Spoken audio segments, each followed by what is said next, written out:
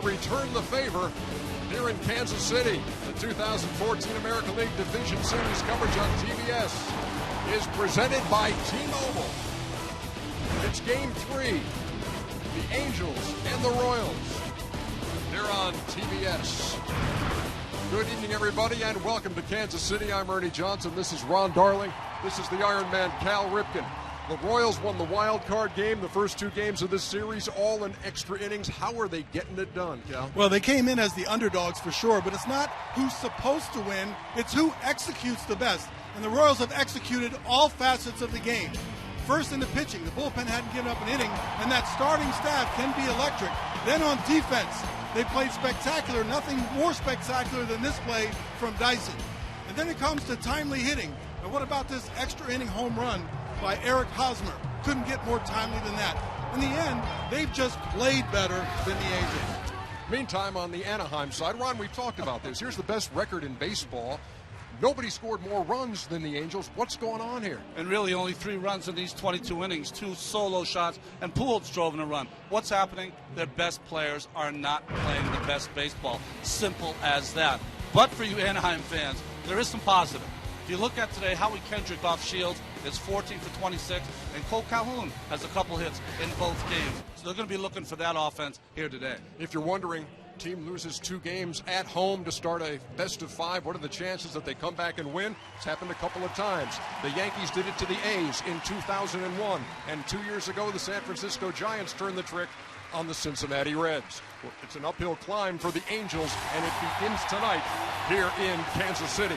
We know this.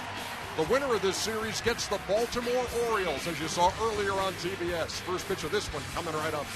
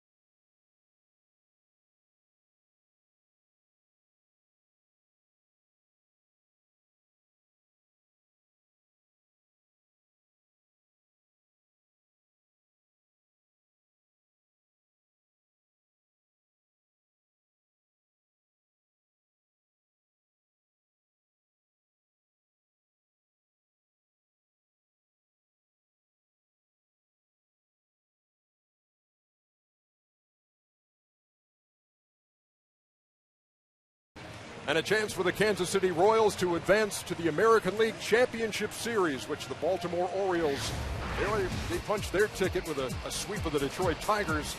Angels will have something to say about that tonight. Cole Calhoun leads it off as we give you the batting order presented by T-Mobile. Mike Trout in the 2-hole. He's struggled. Albert Pujols hits third. Howie Kendrick in the cleanup spot. Eric Ibar is the shortstop hitting fifth, followed by David Freese at third. Josh Hamilton, also one of those guys wearing the Angel uniform, who has found the going tough here in the division series. C.J. Cron's the DH, and Chris Iannetta is behind the plate. They call him Big Game. James Shields, he's on the mound for Kansas City. Well, 114 career wins by Shields, 27 with this Royals team after getting traded over. But his last 3 postseason starts, talked about Big Game James, his ERA is almost 10, and he's 0-2. Defensively, and you talked about it as we came on the air, Cal, this is a bunch that's gotten it done. Yeah, that's spectacular defense. You got Alex Gordon with 3 Gold Gloves. Lorenzo Cain has made some wonderful plays, and Nori Aoki has made some wonderful plays out there as well. Up the middle, you got Escobar and Infante, the double play combination. Moustakas and Gold Glove winner Eric Hosmer at first base. Behind the plate is Salvador Perez, and on the mound is James Shields. Well, they have been waiting all day for this, and all day yesterday for that matter, here in Kansas City, ever since the Royals took the first 2 games of this series in Anaheim. Cole Calhoun steps in. He has been the hottest hitter for the Angels, 4 out of 10 in the series. The team hitting 141. You take Calhoun's production out of there, and you have very, very little. And that one's high and away to start this game, and we appreciate you joining us here on TBS. Well, it's probably a little bit of a combination of the Angels hitters not swinging well, but the pitching has been really, really good from Kansas City. Shields to the plate.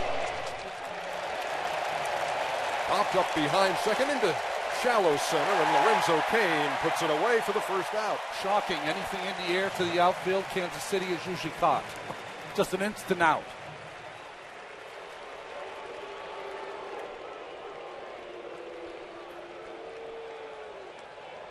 Mike Trout steps in. His playoff debut. He's 0 for 8.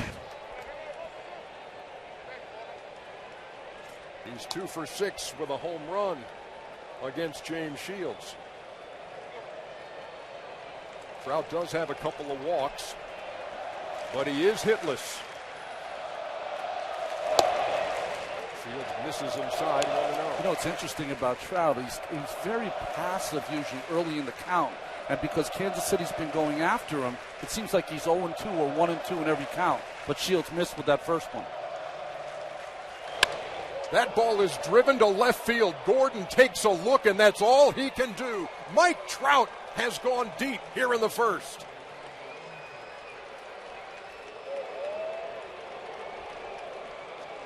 That'll snap your 0 for 8.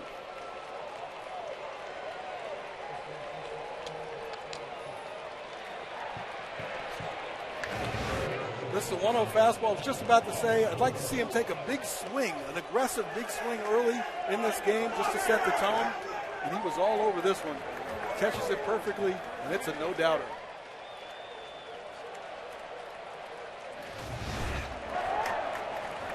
First time in this series that the Angels have had a lead. Pujols takes down and in, 1-0. Well, they've been pitching Trout in, and it looked like he made up his mind that at bat right there with that pitch. I'm going to look in and swing hard. There's a strike. Pujols, the number 3 hitter's just 1 for 8 in the series. Does have an RBI. So the first punch thrown here in Game 3 comes from Mike Trout, and it connected. Remember, in that wild card game, James Shields started that game, gave up a 2-run home run to Brandon Moss in that first inning. 23 home runs given up this season. Pujols hit 28 of them in the regular season, knocked in 105 runs.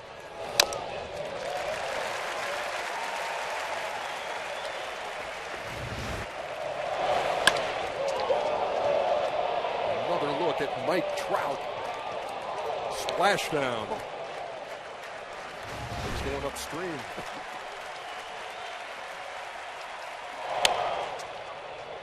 Chopper to third.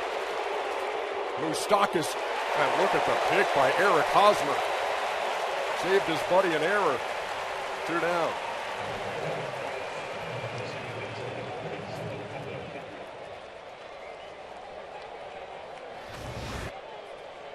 It looked like Mike just tried to guide that ball across there, and Hosmer shows off his hands a little bit. He doesn't assume that it's going to be a good throw. He should anticipate a bad throw. He got caught in between, picked it clean. Hosmer won a Gold Glove at first base for the Royals last year. First Royal first baseman to pull that off. Here's Howie Kendrick. It's something to watch there because Moustakas all season long has had what the golfers usually use the term yips. He's had a little problem on his throws all season long. Kendrick just 1 out of 9 in the series. Fly ball to right. Nori Aoki right on the line, makes the play, and that'll do it for the Angels in the first. But they lead for the first time in this series. Long ball by Mike Trout.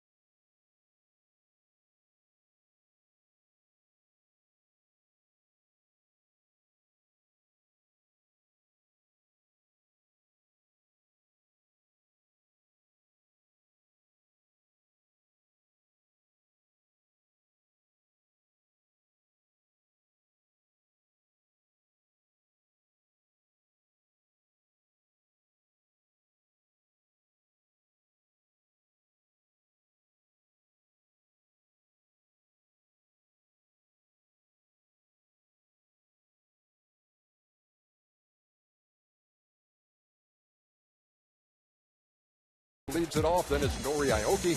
Lorenzo Cain hits third, then Eric Hosmer in the cleanup spot hit the game-winning home run in Game 2. Billy Butler, Alex Gordon, Salvador Perez. It's the same lineup he's used, Ned Yost, in the first 2 games of this series. Mike Moustakas, the only Royal who was hit safely in all 3 games, the wild card game and the first 2 of this series.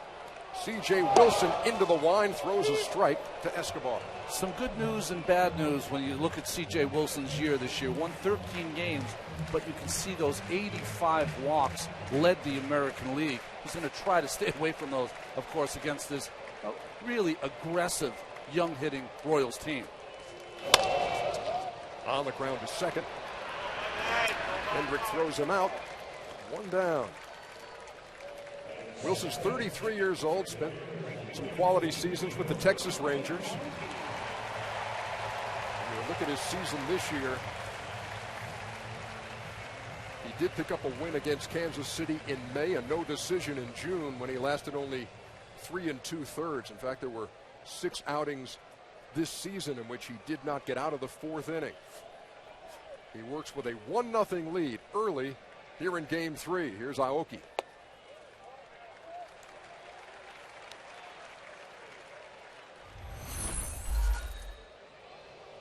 Aoki just 1 for 9 in the series.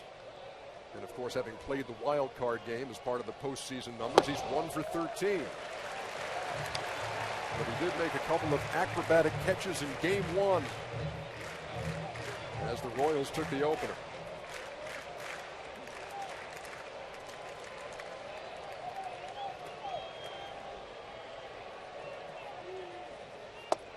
Shortened up as if to bunt and took it. 3-1. That was so interesting to watch there because you could see Aoki's eyes were staring at David Freese, the third baseman, to see how far back he was before he faked that bunt. That was a take all the way, and many times they square early just to annoy the pitcher or kind of make the pitcher not throw. It's one of those things that you'll see more times in Little League than you'll see hit the big leagues, but that still sometimes can be effective. The 3-0 is over. 3 balls and a strike. I was just thinking that the style of the Kansas City Royals hitting early in the count, swinging the bat, could play in to be very helpful to CJ. The borderline pitches they put in play as opposed to take.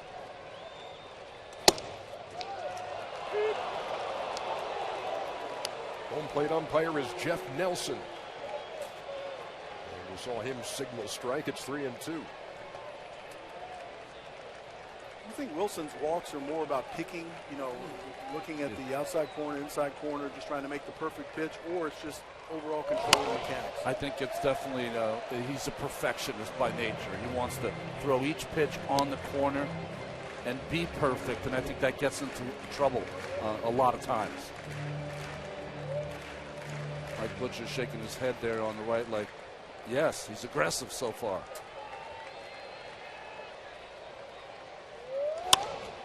Slapped into left field. Base hit for Aoki on the 3-2 pitch.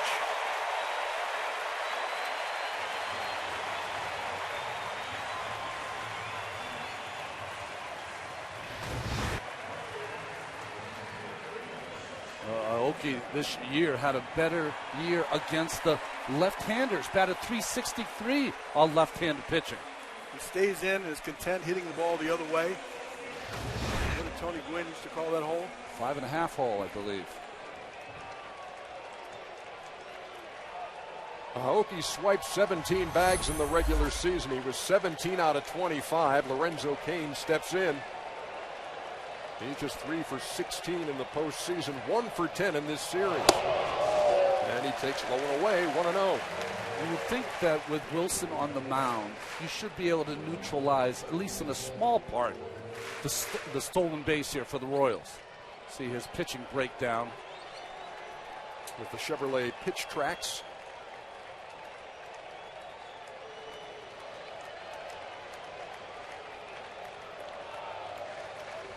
Cain hit .301 in the regular season, top 10 in the American League. He was number 8. And he goes the other way. Base hit to right. Aoki's going to hold up at second. Back-to-back singles here in the first for Kansas City.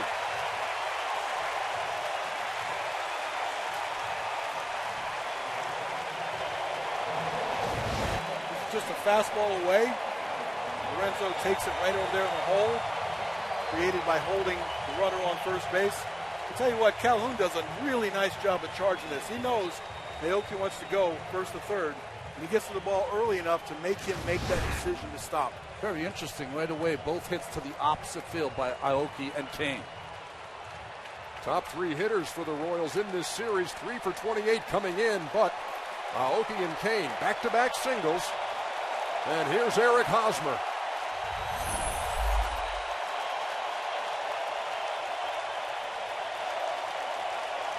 .429 in this series, .545 this postseason for the Royals' first baseman. And he takes a breaking pitch, 0-1. Talk about timely hitting on the part of the Kansas City Royals. The 3, 4, 5 spots in the Kansas City lineup are 6 for 8 with runners in scoring position.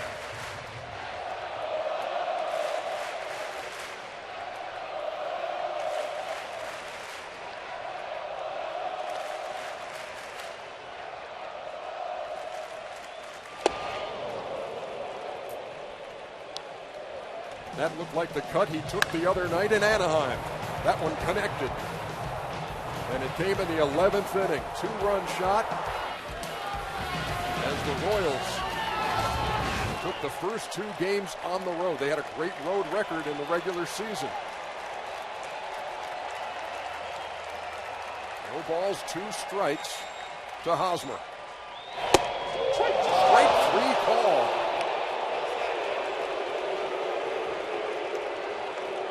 I think one thing we've seen here early from Jeff Nelson is that he is going to be aggressive, the home plate umpire, in calling strikes. A big breaking ball to start Hosmer, more like a cutter slider here. And then finally a big breaking ball he's just trying to throw off the corner, which I thought he did, but he got the call from Nelson. 2 down now for Billy Butler.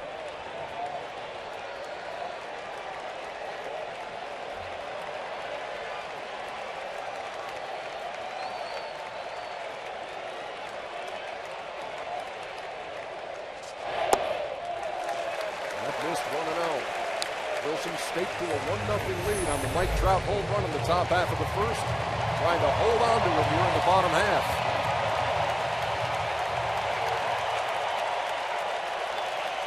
Aoki at second. Kane at first, good speed.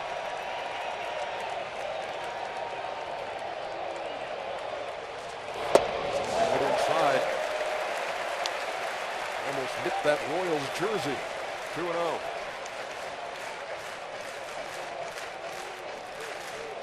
Mike Scioscia, Mike Butcher.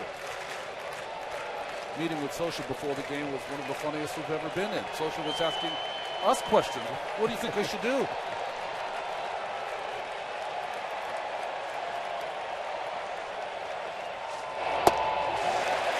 Missed again. 3-0.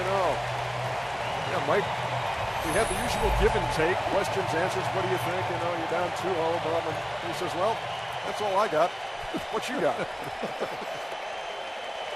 That's an example right there on the 2-0 pitch, not giving in and trying to make a perfect pitch. Now the count is 3-0. Throws that breaking ball. Problem is Butler probably swinging here 3-0. They are loaded for Alex Gordon.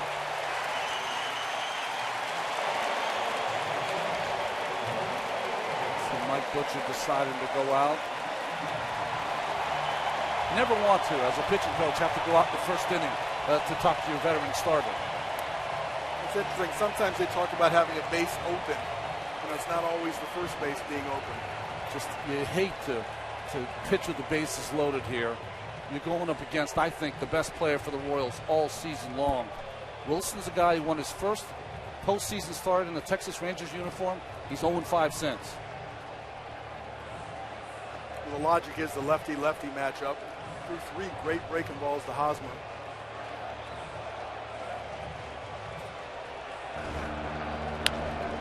This was Alex Gordon the other night knocking in a run in Anaheim as Hosmer scored.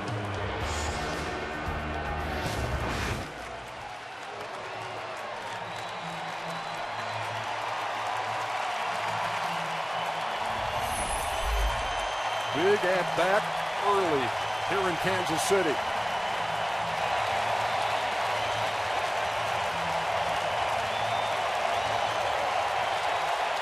Gordon was the Royals' leading home run hitter and RBI man in the regular season.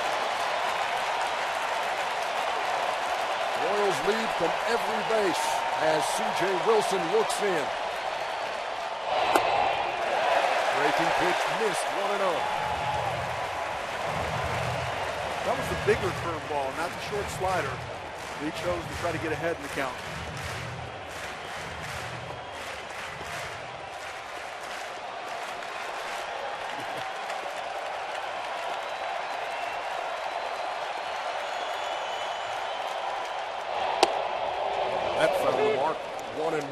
awful early in a game to see a pitching coach on the phone.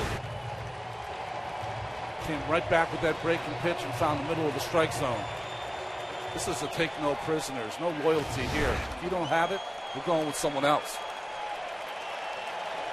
Vinny Pistano is up and loosening in the Angel bullpen.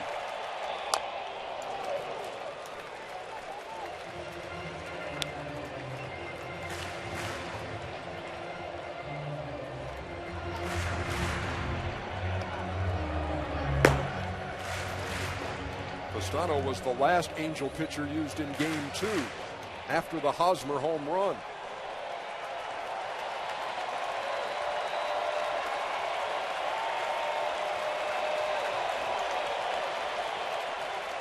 Wilson a pitch away from getting out of this. It's 1-2.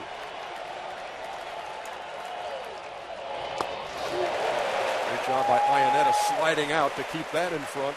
2-2.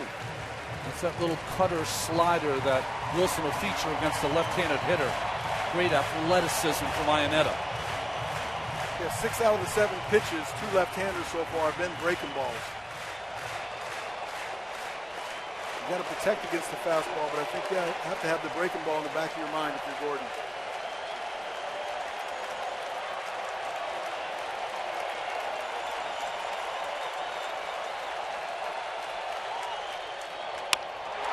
In the air to left center field. Mike Trout with a long run. He will not get there. The ball's off the wall. Kane scores the second run. They're going to wave. Billy Butler. Here's the throw. He is safe. A bases clearing triple for Alex Gordon.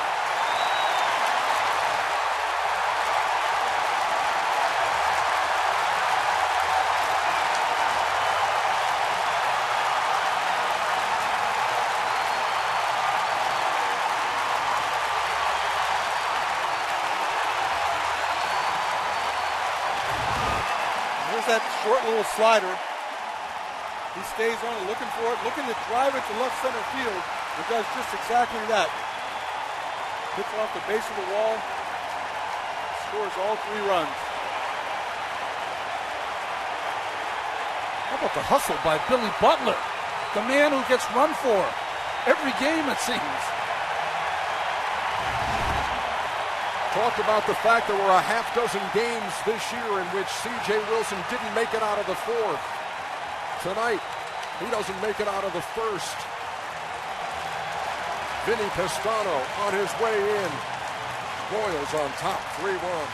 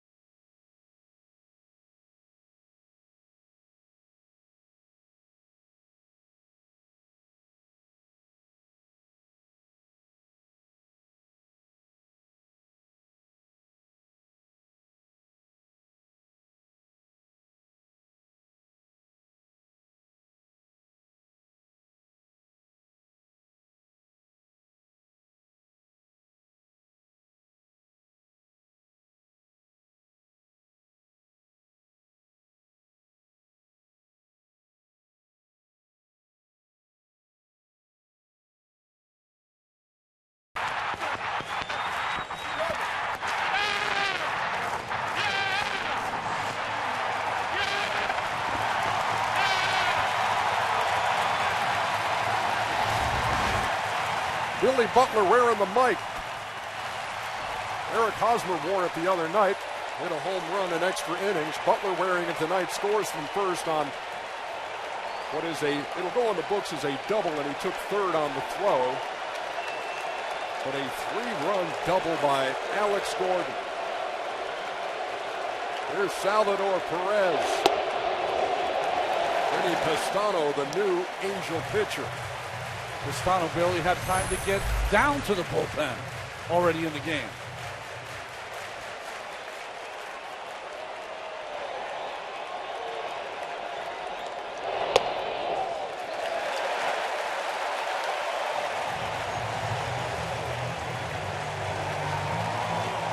Well, life just got a lot more complicated for the Angels. Going to the pen in the first inning in an elimination game against Kansas City. Popped up. That's going to be playable for Iannetta. But the damage done. Alex Gordon off the wall. A 3-run double. Kansas City claims the lead.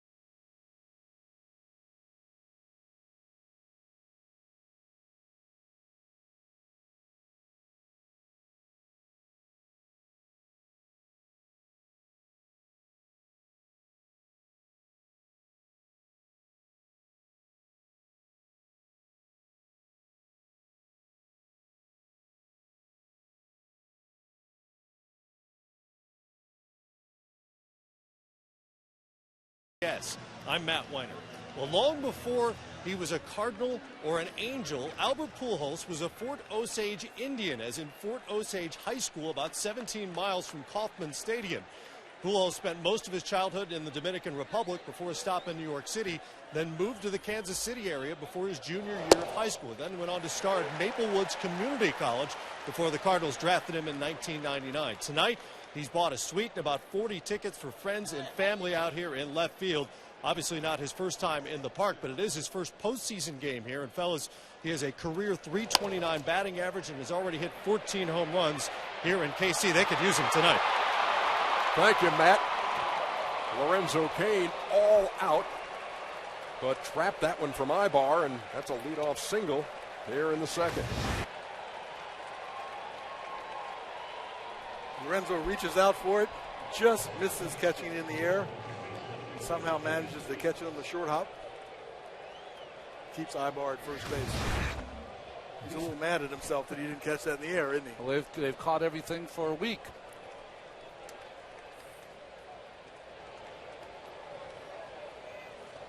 So here's David Freese as the Angels try to answer right back after the 3-run Kansas City first. Freese takes a strike. If there's anybody on this roster that you don't have to tell that this thing is far from over, it would be David Freese. He's been on a St. Louis team down to its last strike when he struck in the World Series. Here they're down 2-0. They're down 3-1 here in game 5. Got to be careful on the bases behind here, Ibar. Shields has one of the best right-handed pickoff moves in all the game. 23 pickoffs, most by right-handed pitcher in Major Leagues the last 4 years. Ibar stole 16 bags this year, but he was caught 9 times.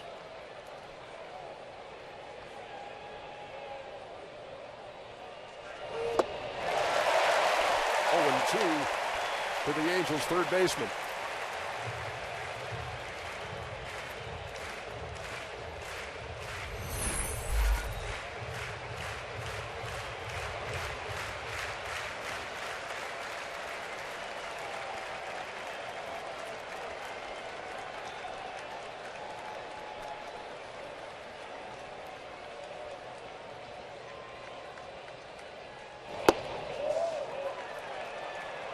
Ball and 2 strikes. Mike Trout, a solo homer, a bomb in the first to give the Angels their first lead of this series, but it didn't last long. Kansas City comes back. Bases loaded, double off the wall by Alex Gordon. Scored 3. Going with his power changeup again here, 1-2. Either trying to get a ground ball or a punch out. Bounced away, and Ibar into second. That's just great base running, Cal, there by Ibar. In order to take off, it's not always that you have speed. It's that you're anticipating the ball in the dirt. As soon as you see the catcher go down, if you do have a little speed, it's very difficult for him to get up and throw you out. But a nice read, secondary lead, it just takes off right away, makes it easy. We should point out, too, because if you were watching Game 2 and you saw Salvador Perez take that backswing on the helmet and the mask from Josh Hamilton, he was tested at that time by the training staff, tested again when the Royals got home, cleared to play. Freese takes a 2-2 outside, count full.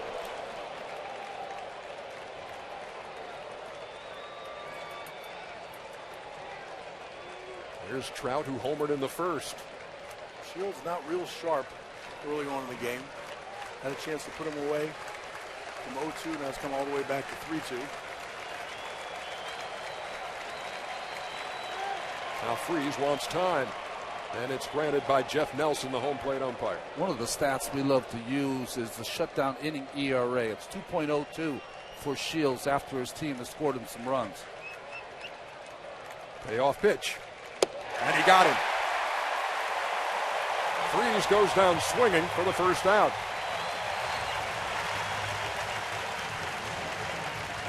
Just was not going to give in to him, Cal. Went straight and stayed with that changeup. That's a big-time pitch. Have the confidence to be able to throw it on 3-2 and then make that pitch. And here's Josh Hamilton, 0 for 9 in the series with a couple of strikeouts. Career, he's 4 for 30 with 2 home runs. He breaks his bat as Aoki hauls it in. 2 down.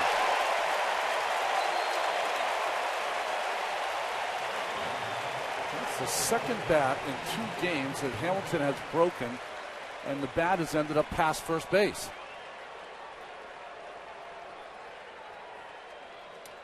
Now 0 for 10 in the series is Josh Hamilton.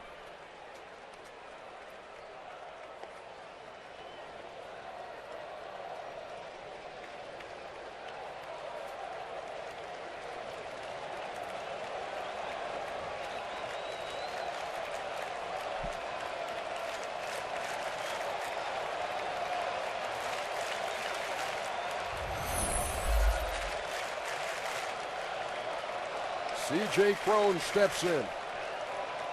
Runner at second and 2 down, and he takes a strike. Angels started this game with 2 C.J.s in the game, both standing for Christopher John. He's the only one still in the game. The other, C.J. Wilson, chased after 2/3 of an inning.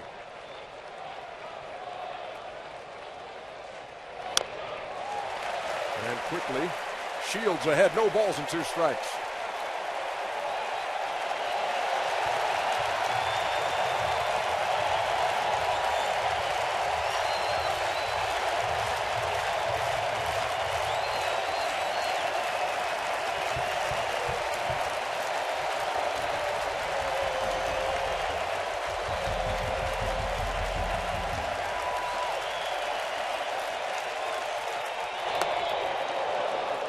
Checked his swing, a ball and 2 strikes.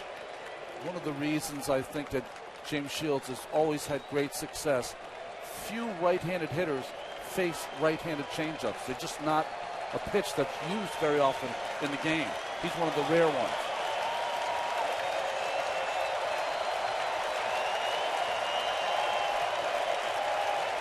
So he's coming with a fastball away. Missed with it, 2-2.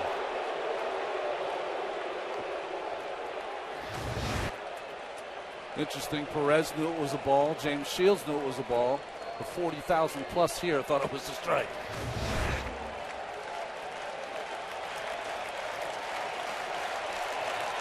Fields works on Cron with Ibar leading from second, and he struck him out.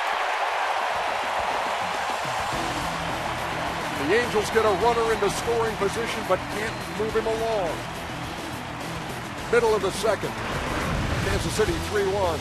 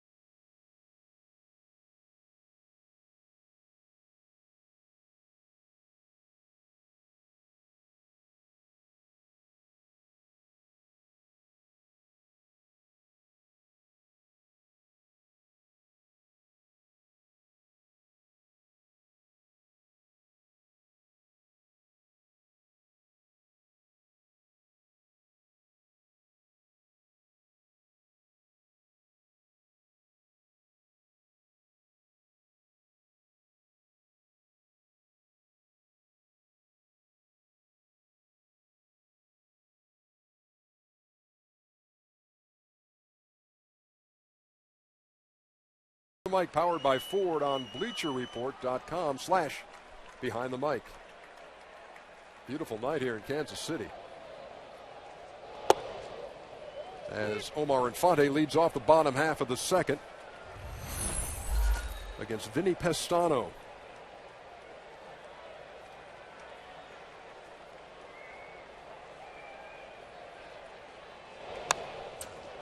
You know, it's interesting. During the regular season, sometimes when your starter doesn't go deep, with C.J. Wilson, the left-hander doesn't, you bring a right-hander in, kind of to turn the lineup around. No such dealings with both of these clubs that have had just about the same lineup out there for the first two games.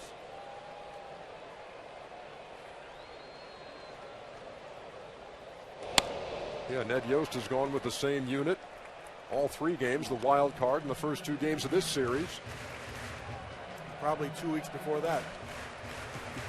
And they move Escobar into the leadoff spot. Yeah, and you see what he likes to do defensively late in games too, with the use of Dyson and the move of Kane to right field. And why mess with it if you're Kansas City?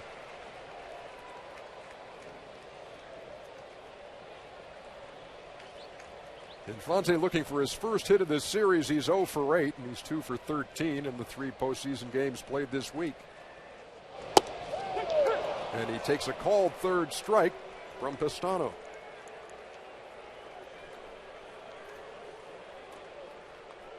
And Mike Scioscia making his way to the mound.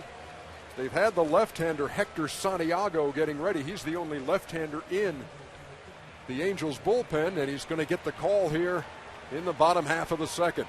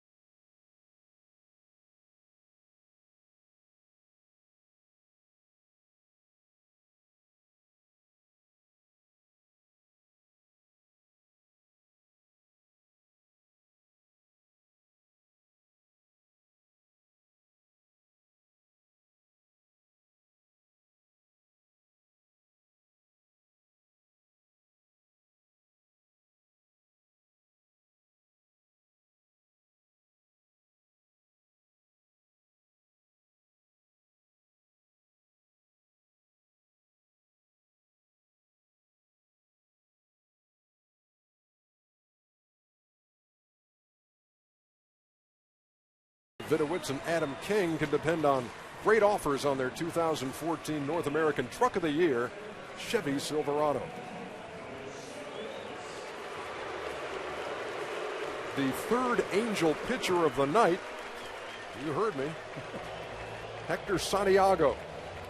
You know, it's interesting talking to Mike Scioscia before this series started. He said when I made out the roster for it, Santiago was the guy he was going to use if he needed to get multiple outs. He was the long man out of that bullpen. Yeah, he's pitched in 30 games, and 24 of those were starts. Angels got him in a 3-team trade with the White Sox and Arizona. Mark Trumbo wound up with the Diamondbacks, and Adam Eaton wound up with the White Sox. He came over with Tyler Skaggs, who is since on the DL. Scioscia matched up with Pestano, get out of the inning and then start this inning off. But Santiago is going to be in there for a while to try to get you where the starter was supposed to get you. A ball and 2 strikes to Mike Moustakas. The only Royal to hit safely in the 3 postseason games this week heading into this one. 2 for 7 in this series.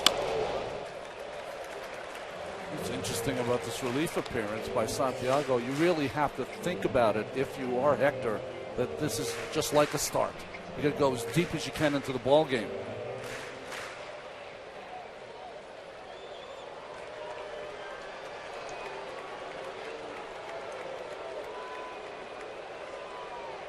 Jared Weaver hoping that Monday he gets the ball in a game 4. He would work on short rest should the Angels extend the series. 2 balls, 2 strikes to the Royals' third baseman. Freese made the play and threw him out again. You see Moustakas going the other way with the infield swung around.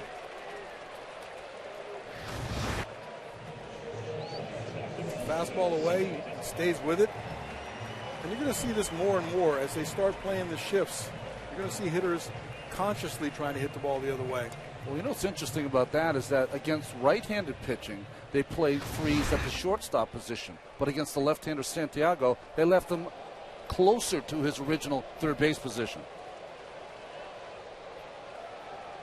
2 up and 2 down here in the second. And the top of the Royals order, and Alcides Escobar, who grounded to second his first time, and he takes a strike.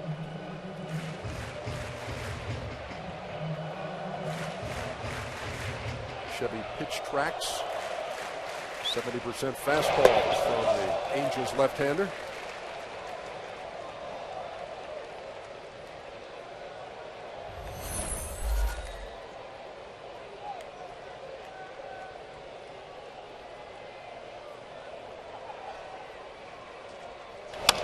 Line drive right into the glove of Eric Ibar at short. 1-2-3 inning as we head to the third. Kansas City on top, 3-1.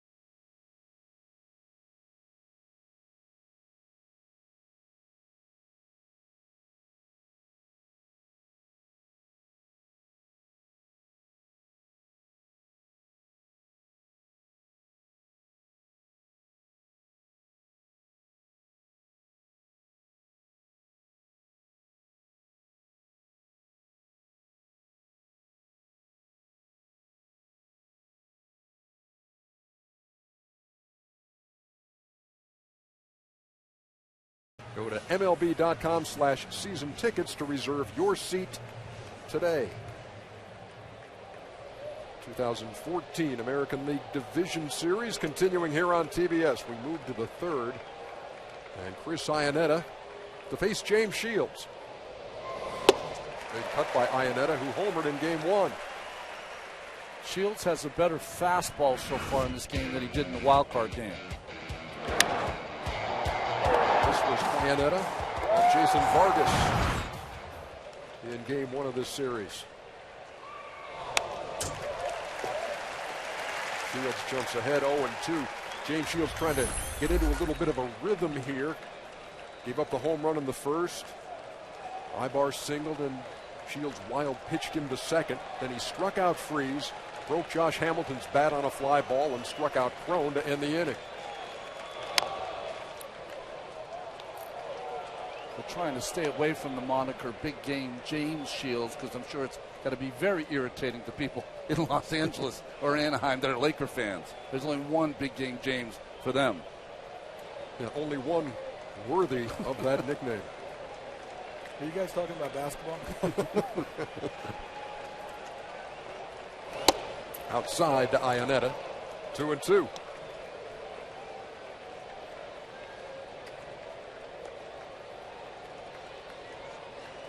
Ahead of myself, a ball and 2 strikes. Going for the outside corner again with his fastball. He had a premonition. 2-2. He likes to use his fastball for a called third strike or got it out there, which sets up that power changeup down and into the righties. Breaking balls generally are to use to get ahead or to get inside on the left-handers. But his out pitch is his fastball, or here comes his changeup. In the air, behind short, Escobar calling and squeezes it for the first out.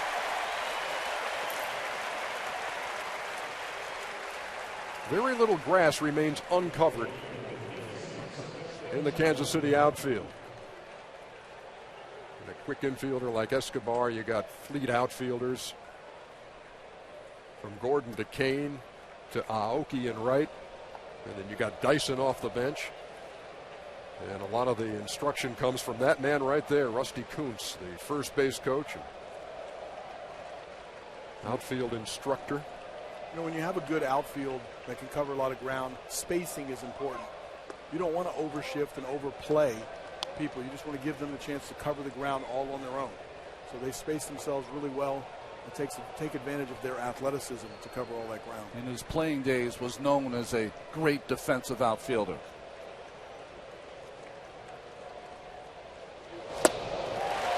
Calhoun cuts right through it.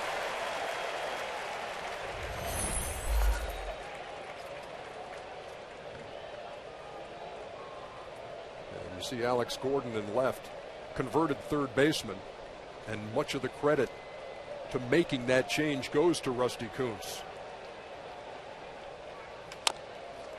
Tap toward first. Easy play for Hosmer. 2 up and 2 down. In fact, Alex Gordon will tell you, too, that one of the first things that Rusty Kuntz had to work with him on, judging fly balls with a third deck in the big leagues, because he was demoted. He went down to AAA to kind of relearn defensively what he was going to be doing. And then, of course, the drop step and going back on fly balls. And even to this day, Alex Gordon uses batting practice, not as a time to casually shag fly balls, plays them off the bat like it's a game.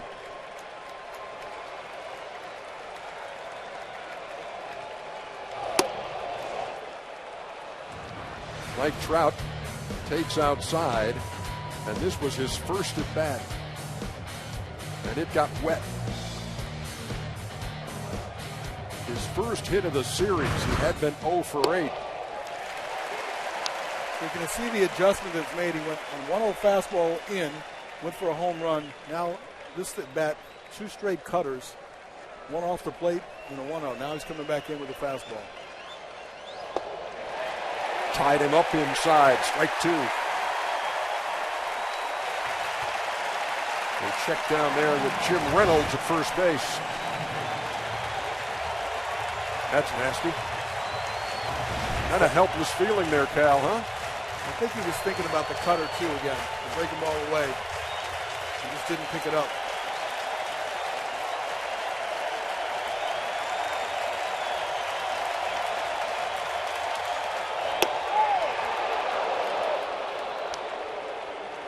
Missed at 94. 2-2. It's not usually part of his repertoire, but the Royals have done a great job with Trout on throwing the ball inside. Going back for the cutter away again. Grounded to second, right at Infante. And they got him. Good footwork by Hosmer over there. On a throw a little bit wide by Infante. First 1-2-3 inning for James Shields.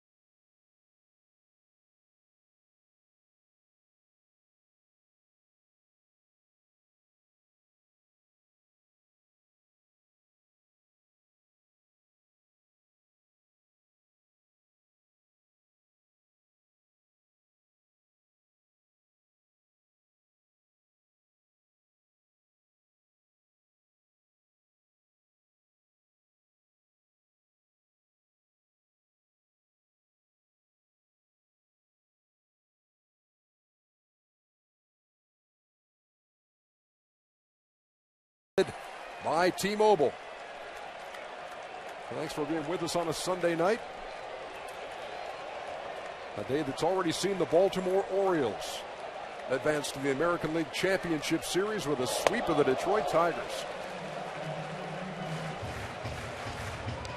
What do you think about that Tiger lineup? Great sticks.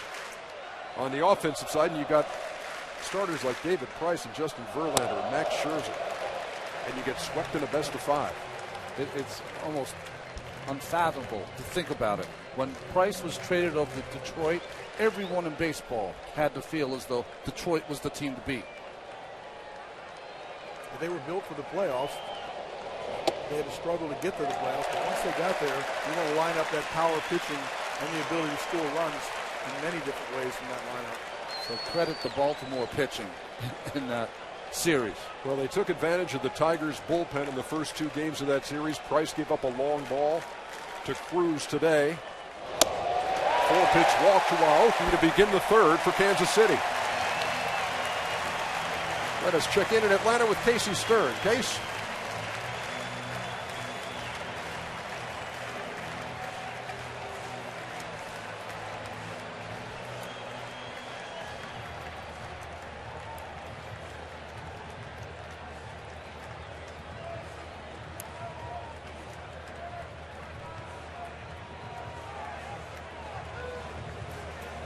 All right, thank you very much, Casey. With Johnny Venters out with his second Tommy John surgery. Right now, Zach Britton, the closer for the Orioles, best left-handed sinker baller in all of baseball. Power sinker ball, 96, 97 miles an hour late. And even when he falls behind 2-0 or 3-1, he has that pitch to throw right down the middle of the plate. He's had a phenomenal year.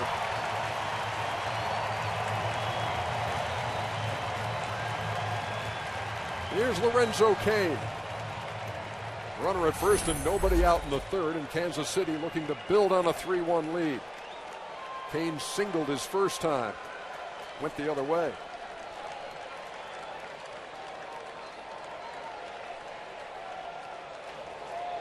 Scouting report on Santiago. Good fastball, excellent change. One of the best pickoff moves in all of baseball. 6th this season. That has a chance to neutralize the running game. But Kansas City normally doesn't care. And with a lead now, they can play a little bit more free. Take a few more chances. Cain shortened up as if to bunt and took it. A ball and no strikes. Remember in the first game, Jared Weaver picked off Aoki in the first inning.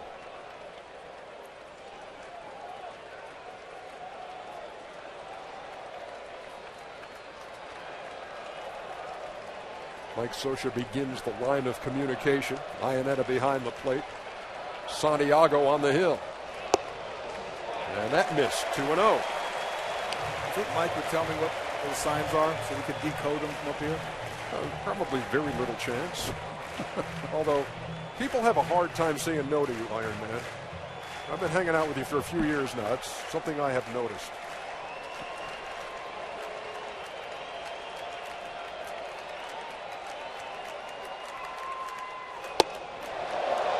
Caught the inside corner. 2-1. Scioscia used to have just touching his nose and his ear. He's added his numbers to that. This pitch right here, Pitch Tracks has it right on the edge. Cain jumps out of the way maybe for effect.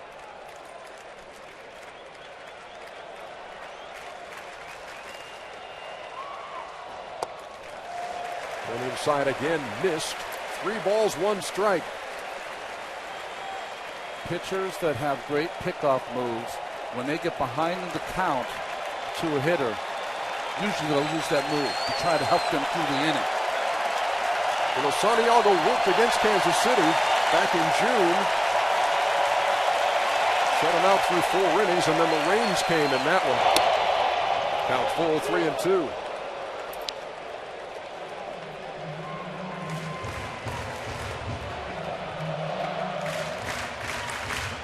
Lorenzo obviously taking all these pitches. Very unusual. They come up, swing the bat early. Another fastball in here. Little nubber that Pujols will grab. 1 down. Take a look at tonight's Playmakers presented by the all-new Chrysler 200. Eric Hosmer spent some time on the disabled list after he was hit by a pitch. But since his return, the end of August. Not bad, Iron Man. He refound his power stroke, hitting the ball for a high average. And hitting it hard to all fields, too.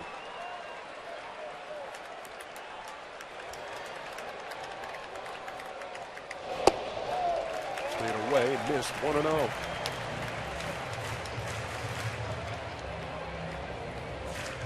Aoki had 6 pitches to Lorenzo Cain. Try to pick one of them out to steal. That shows you how good of the move that he has.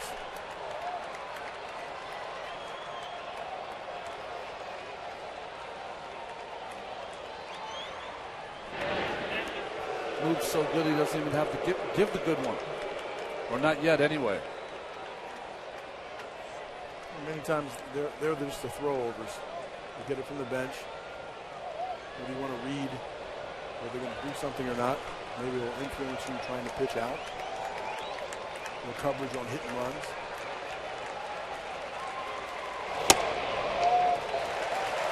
Oh, by the way, if you're a friend of Eric Hosmer and you did text him or email him or call him after the other night, he did really intend to try to get back to everybody. He told me before the game there's no chance. The phone was blowing up after the game winner in Game 2.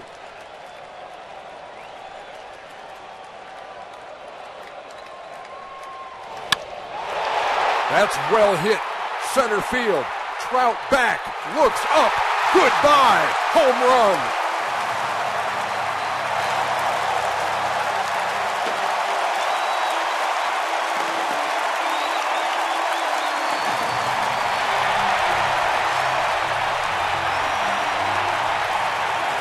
I think he's going to need a new phone.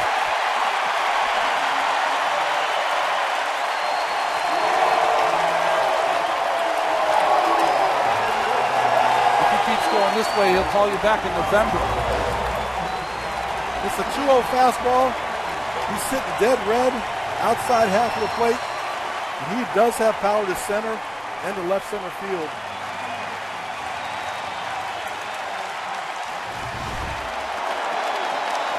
He is hot right now. Shake his hand, you get a third-degree burn. 5-1.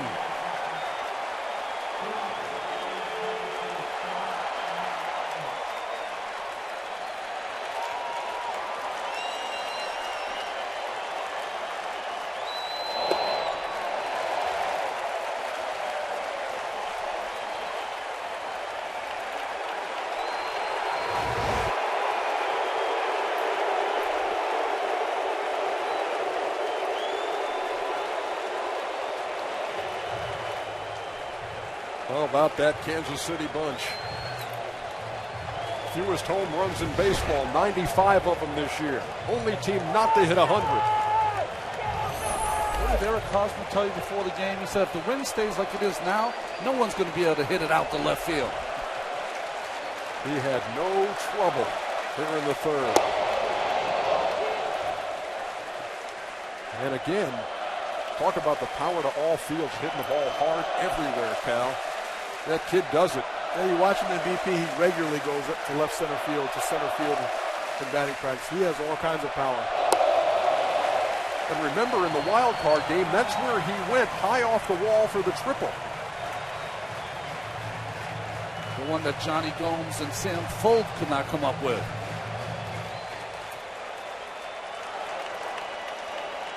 Three balls, one strike to Billy Butler. Had a home run cut, came up empty, and the count's full. Mike Morin is loosening in the Angels bullpen.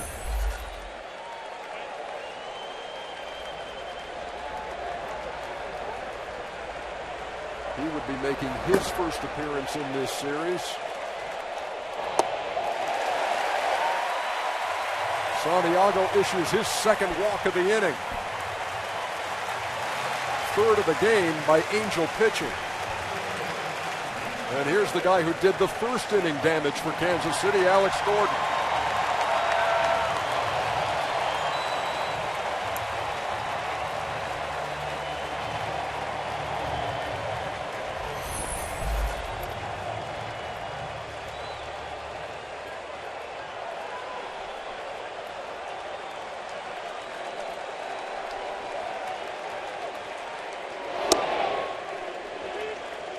Gordon takes a strike. Back in the first inning. 2 outs, bases loaded. Gordon behind in the count. C.J. Wilson a strike away from getting out of a jam. Runner going, and it's Billy Butler, and he just stole second.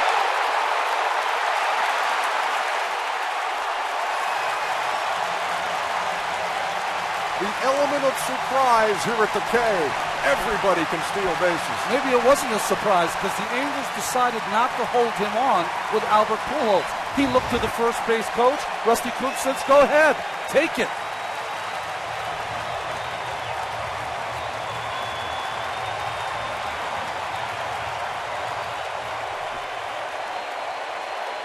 Alex Gordon, seeing that he ran out of the corner of his eye, took that pitch right down the middle to enable him to get to second base.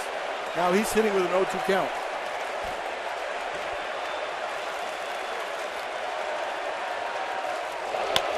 Off speed, hit hard to first. Pujols gloves it and takes it himself. And Butler trots over to third.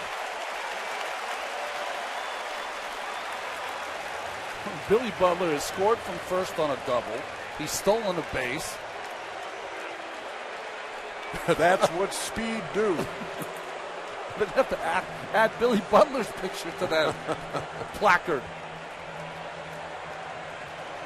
Well, Mike Morin is going to get the call out of the Angel pen. We're in the third.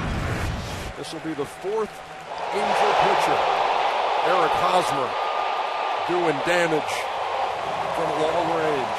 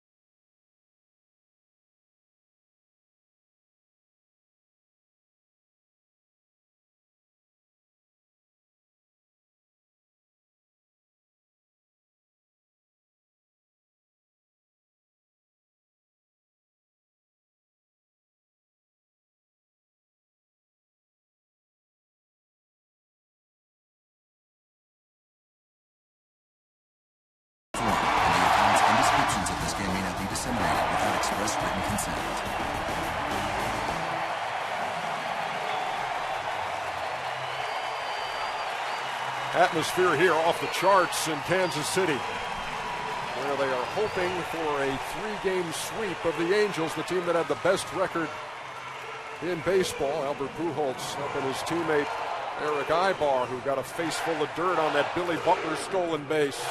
Angels trying to regroup here. Bottom half of the third inning, and they're down 5-1. Well,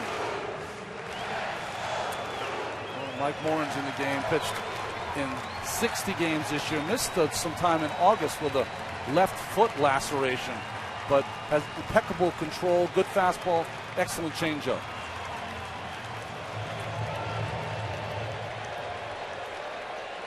Seeing those 59 innings worked, allowed only 3 home runs. Here is Salvador Perez. Billy Butler standing on third. He walked, stole second, his first stolen base since July of 2012. Morin up high with his first pitch, 1-0.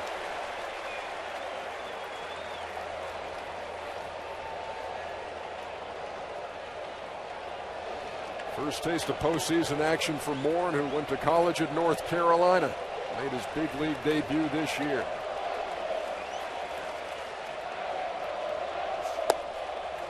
Ball and a strike.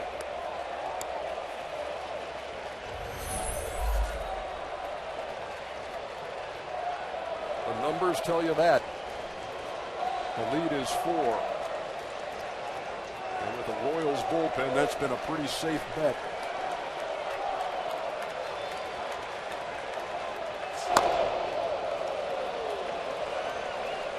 One ball and 2 strikes. James Shields, after surrendering a first-inning home run to Mike Trout, has watched his mates score 5. It's interesting, you see him not sitting down because it's been such a long inning and the pitching changes. He's just trying to stay loose. You see him stretching it out in the Kansas City dugout. Butler leads from third with 2 down, and Perez takes down low, 2-2. What the offense from Kansas City does not want to do is say, okay, we got 5 runs. That's enough. We can shorten this game. We get it to our bullpen. They're going to continue to play their game.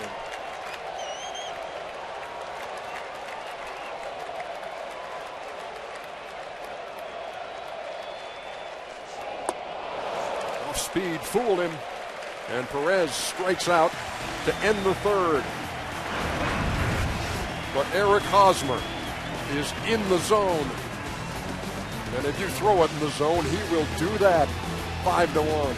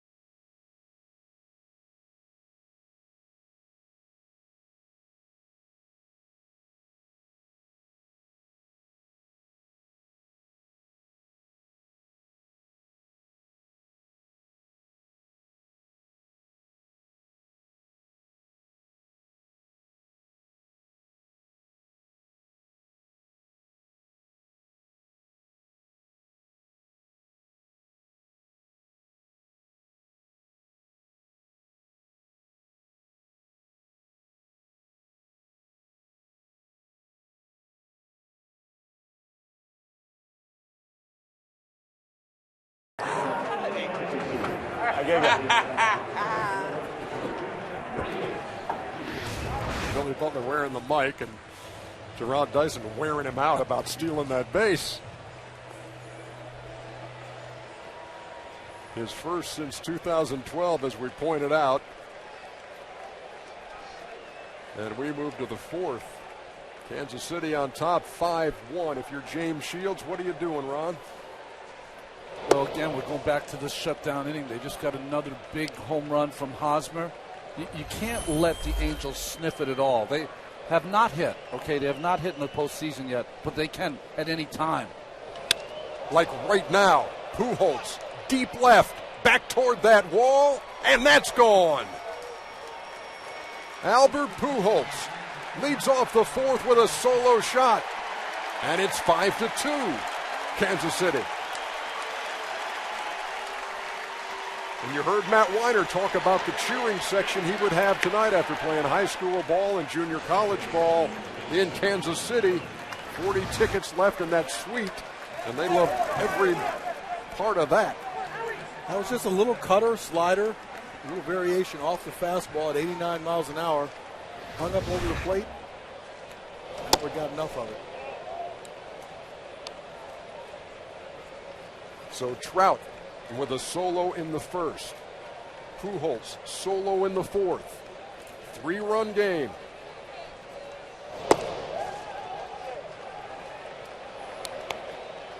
I was thinking that Socha wants to keep his lineup the same, but you got Howie Kendrick that had numbers off of James Shields. I thought that maybe, just maybe, they could move him up into the second spot, then move Trout back to the third and Albert back to the fourth.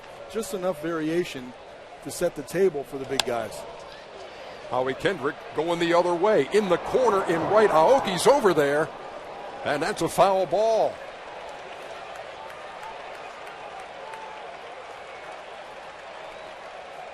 Kendrick trying to go back-to-back with Albert.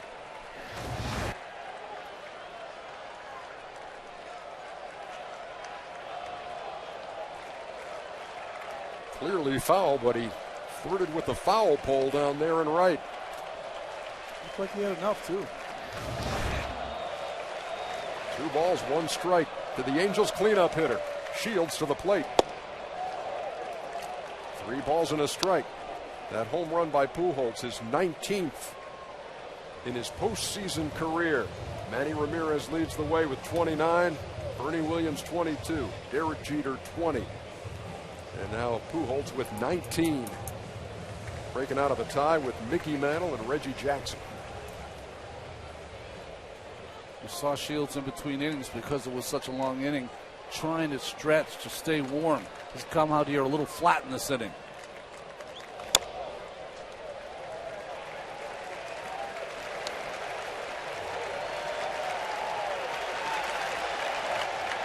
A couple of two-seam fastballs. You don't see that too often from Shields.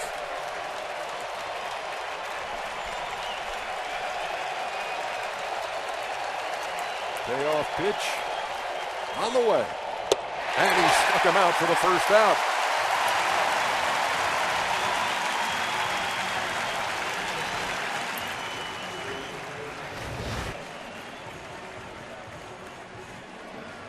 Excellent changeup there from Shields. He has the ability at 3-2 to be able to throw that for a strike to fool Kendrick. That's his bread and butter.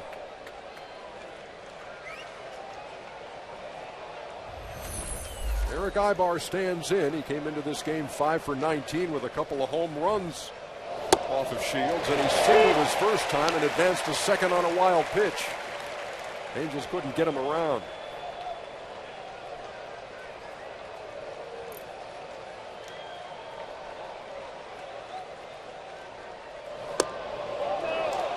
This is a team that can score runs. Nobody scored more in baseball than the Angels. And we're only in the fourth. 3 times this year they've come back from a 4-run deficit, so they know they can do it.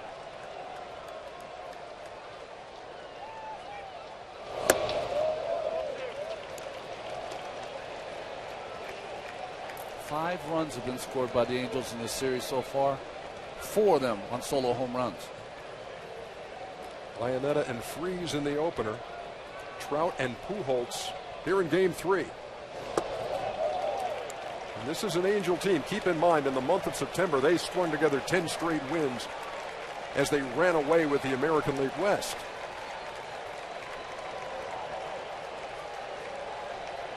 Need a win in game 3 to keep their season alive, and that whole dynamic changes if you win a game 3 here. As there's a bullet to the gap in right center field. Kane tries to cut it off and does glove it, but Ibar standing at second with a 1-out double.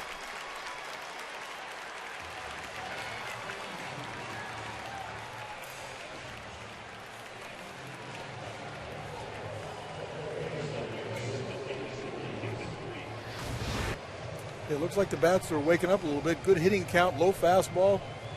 Eric just lines it to right center. Kane cuts this ball off. No play at second base, but if it gets past him, that's a possible triple with 1 out. That's a big play.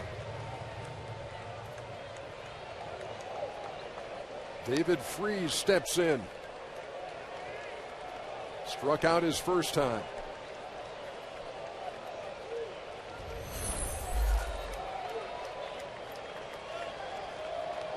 Freese had 10 home runs in the regular season, knocked in 55 runs, and a runner in scoring position for him out there.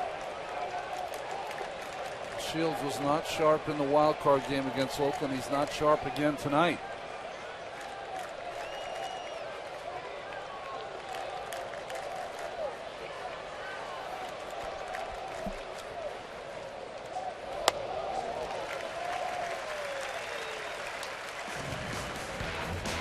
Talked about David Freese.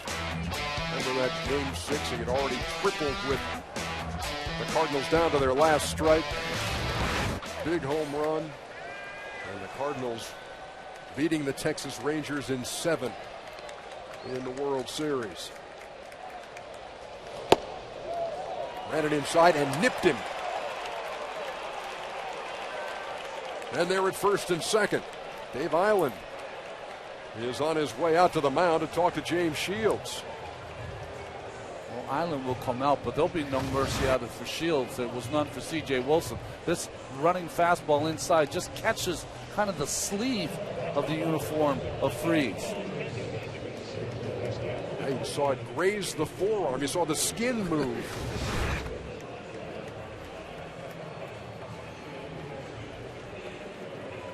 Albert Pujols homering here to lead off the 4th and cut the lead to 5-2, and the Angels threatening for more.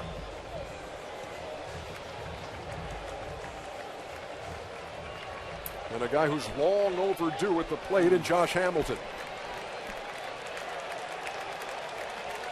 Hamilton swung at the first pitch his first time, broke his bat and flied out to right. He's 0 for 10 in the series.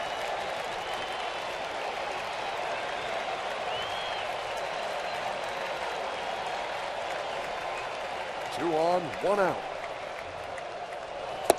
Nowhere near. 0-1.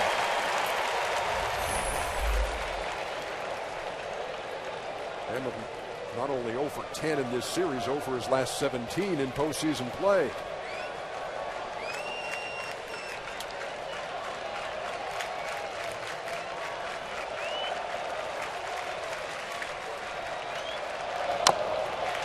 That foul at the plate, and quickly Hamilton in an 0-2 hole.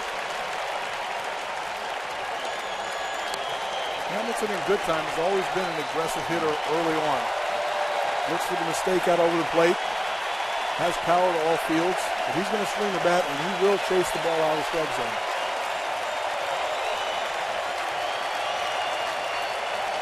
Except he's going back to the power changeup again.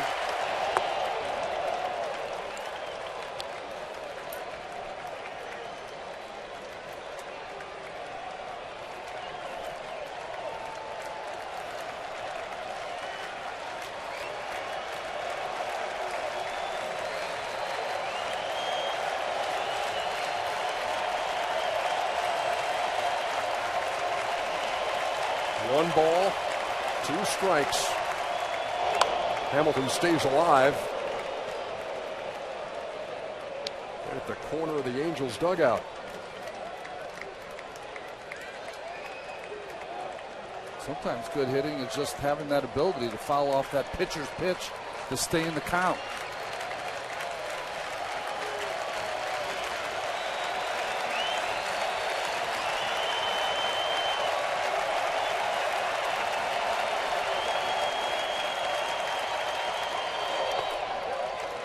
In the dirt, 2-2. Very interesting. These hitters for the Angels are doing a lot better job as the game has gone into the 4th inning of laying off that changeup.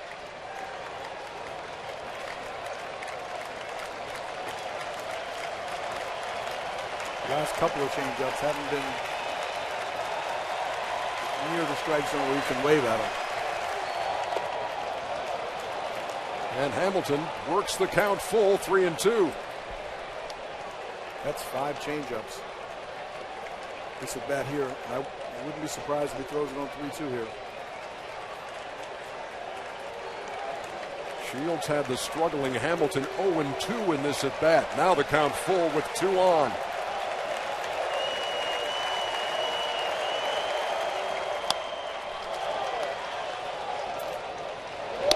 That's the best swing Hamilton's had all series long. Fastball on that 3-2 count.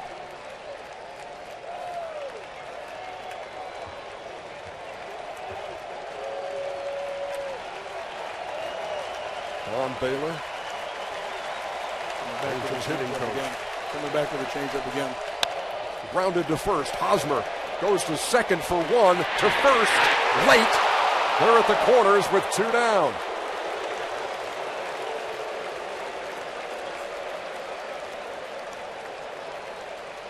Hamilton can still run. Covers ground in the outfield and got down to first ahead of the relay from Escobar. Yeah, 2 good plays, though. You want to make sure with a lead that you get that first out. So Hosmer does a nice job of making sure it's there. And Escobar also makes sure that he has control of the ball on the turn to first base. And a good job by the pitcher, getting over there and making like a first baseman. Yeah, he stretched it out, did James Shields. You try to make that into a double play ball. You get a chance to come off the bag at second base, make a quick throw, and then you're inviting a big inning. Some stirring in the Kansas City bullpen. They're in the 4th. It's young Brandon Finnegan, their first-round pick this past June out of TCU.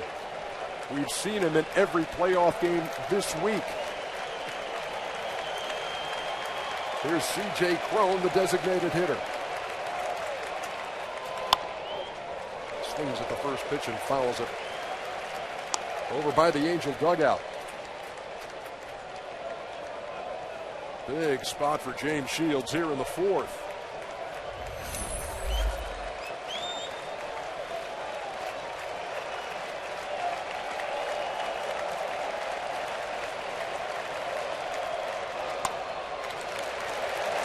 And now Shields ahead in the count, no balls and 2 strikes, and they will stand here at the K and try to urge this 3rd out of the 4th inning.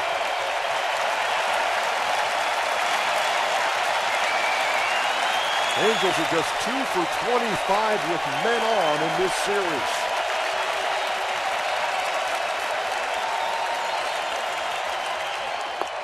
And Cron waved at it. Strikeout to end the inning. Pujols went deep. The gap has been cut. It's 5-2.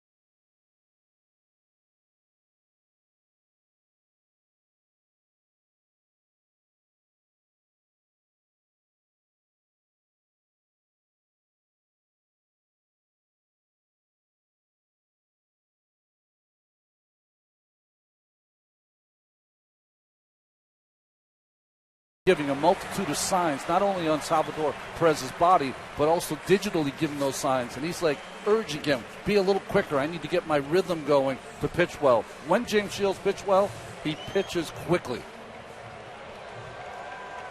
And he worked his way out of a jam with limited damage there in the fourth. Just the home run by Pujols.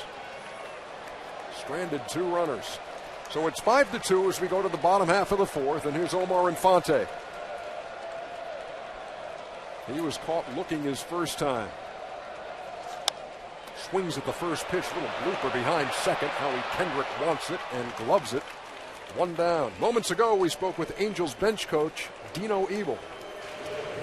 Dino, just watching that inning, you get the feeling there is no give up in that dugout you're standing in. Oh, no doubt about it. This team fights, tooth and nail throughout the season, and we got a big hit there by Albert. We had some guys on there, so they're not going to give up. We're going to go down fighting.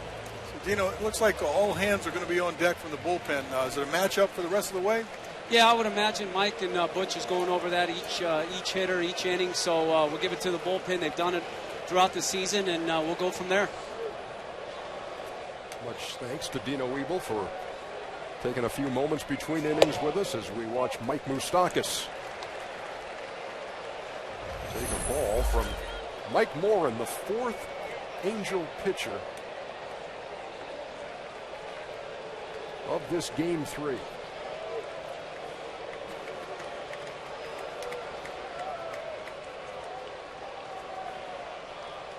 Only one infielder on the left side, and that ball is driven to right, and that ball is gone. Mike Moustakas with his 2nd home run of the series.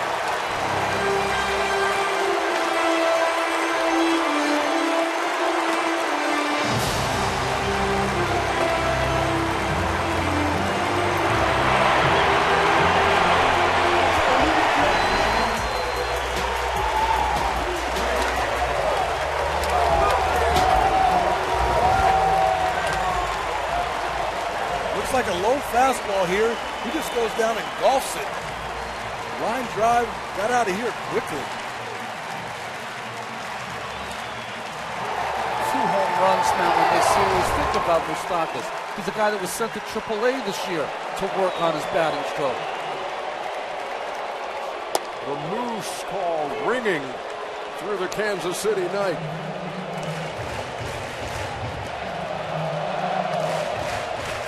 Nothing theoretical about that big bang off the bat of Moustakas.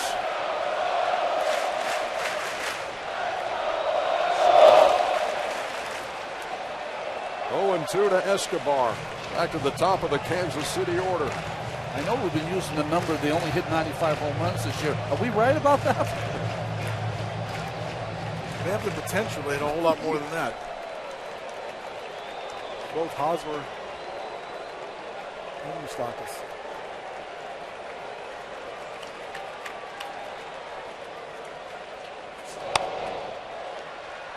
Escobar fouls off the 0-2. Another look. Tell you what, the home runs we've seen tonight, crushed. 4 of them, 2 for each side.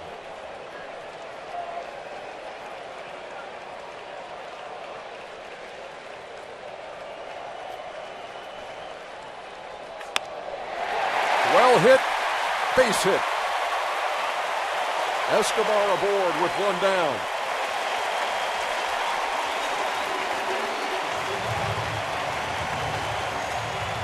Royals getting some good swings against the rookie. They really are. He hasn't been able to establish that good changeup of his, and here goes the track meet about to start.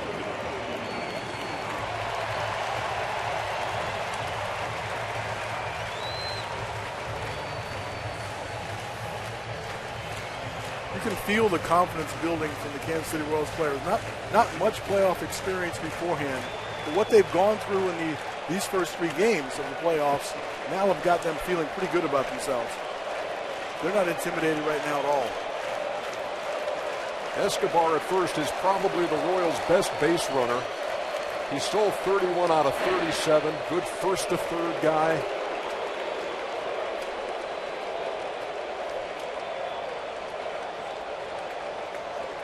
And the guy at the plate, Aoki, can use that bat. Fernando Salas is up in the Angel bullpen. Took the loss in game 1 when he gave up the Moustakas bomb.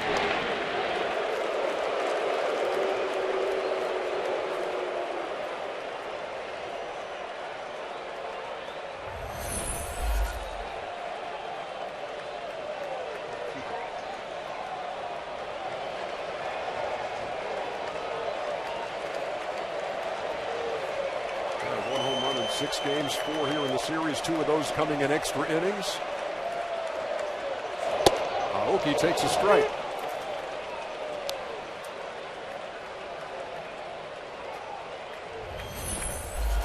Aoki's got that look on his face like he's disappointed he didn't swing at that pitch, but you knew he had to take it. He's trying to give Escobar a chance to steal a bag.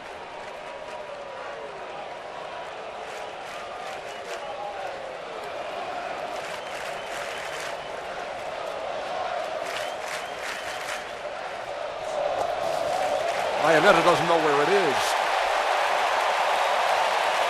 And Escobar in scoring position.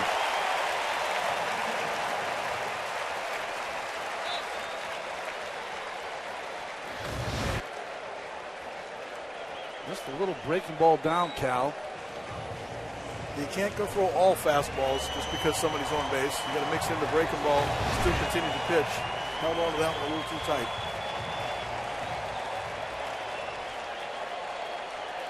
That's the impact speed has. Force you to go to the plate faster, change your release point.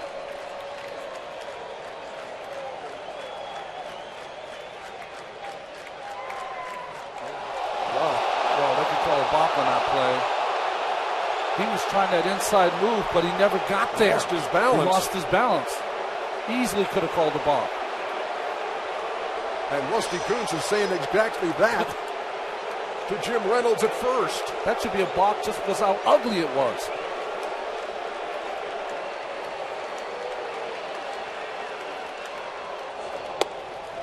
Breaking pitch missed.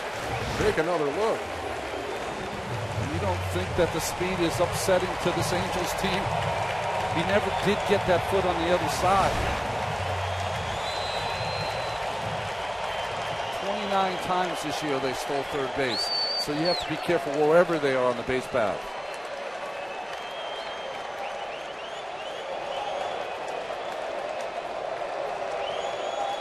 Aoki waiting on a 2-1. Not even.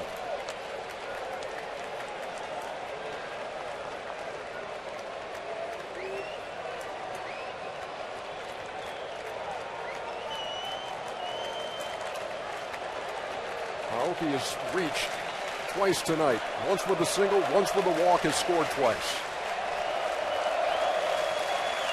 Escobar's got the lead at second. Rounded up the middle. Kendrick on the backhand. That throw's going to be late. Escobar will stay at third. He had thoughts, but then retreated to the bag. They're at the corners with one out. Looked like Salvador Perez was telling him to go when he was on second base.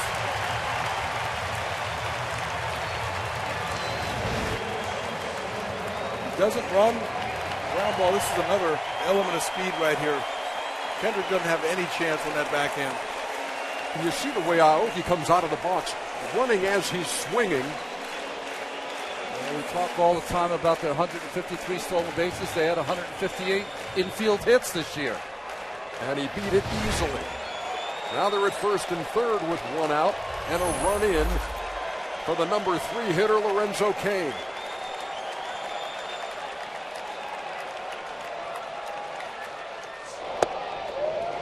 There's a strike, 0-1.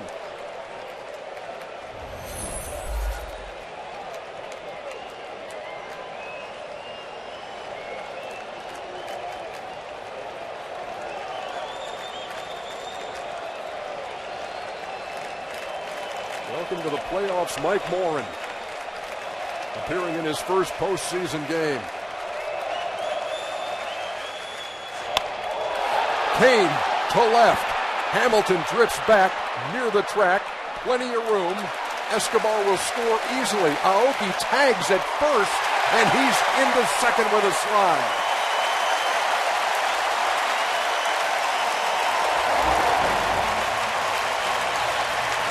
Seven to 2, Kansas City.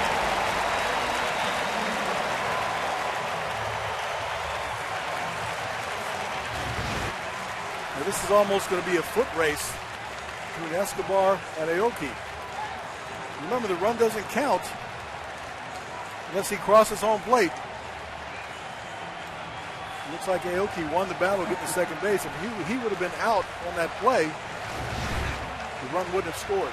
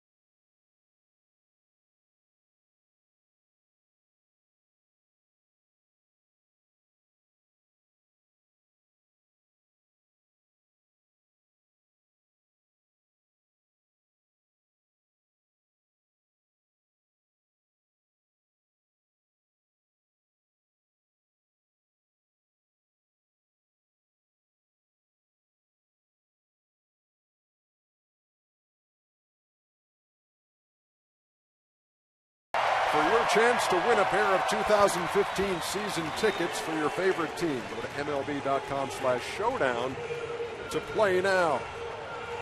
Boy, you think about the opportunities in a game, Ron and Cal. Angels get a run in the top half of the fourth. Got runners on the corners, can't get them in. Kansas City comes to the plate. Moustakas with the homer. Get some traffic out there, chasing runners in, and now it's a 7-2 game. It's all about the timely hit. You got to get the big 2-out hit. If you can score those runs, you're back in the game. When you don't, it almost adds momentum right back to the offense from Kansas City. But you saw that Angels dugout. They look like, hey, this is not a big lead. We're going to come back in this game, and they go out and they put 2 more runs on the board through the Royals. Fernando Salas is the new Angel pitcher. He gave up the home run to Moustakas in Game 1 in extra innings, and he faces Hosmer, who's already homered here in Game 3. I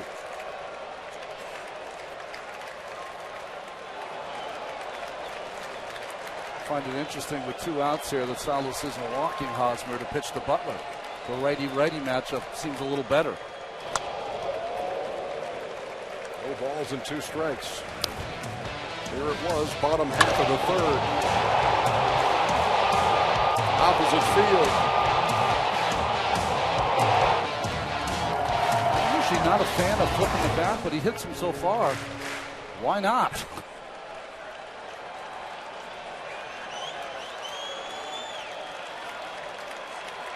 Aoki is the runner at second.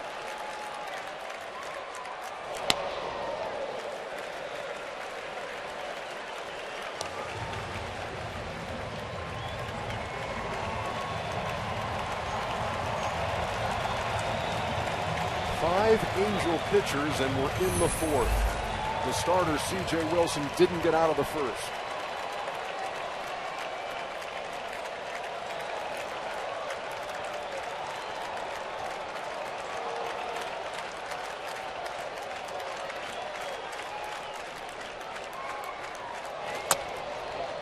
reached out and fouled it off to stay in there.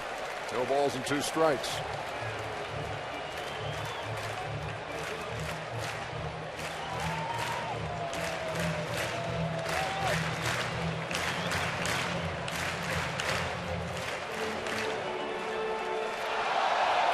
The bench coach with Mike Scioscia.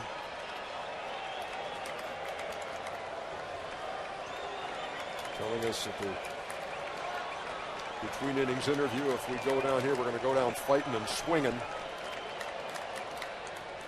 Kansas City's been relentless, but Salas strikes out Hosmer to end the 4th, but not before the Royals tack on 2 more.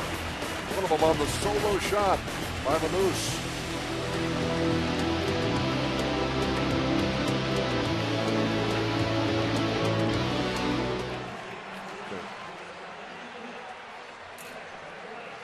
All right, Dave, you ready?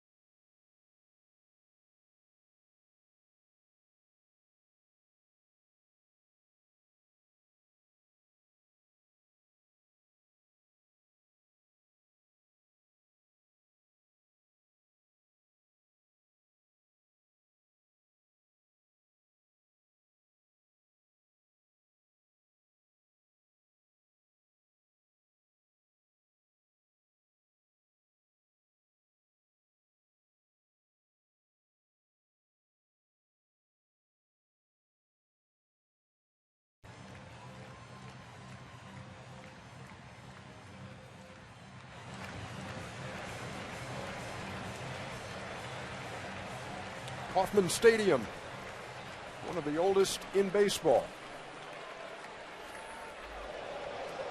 6th oldest to be exact.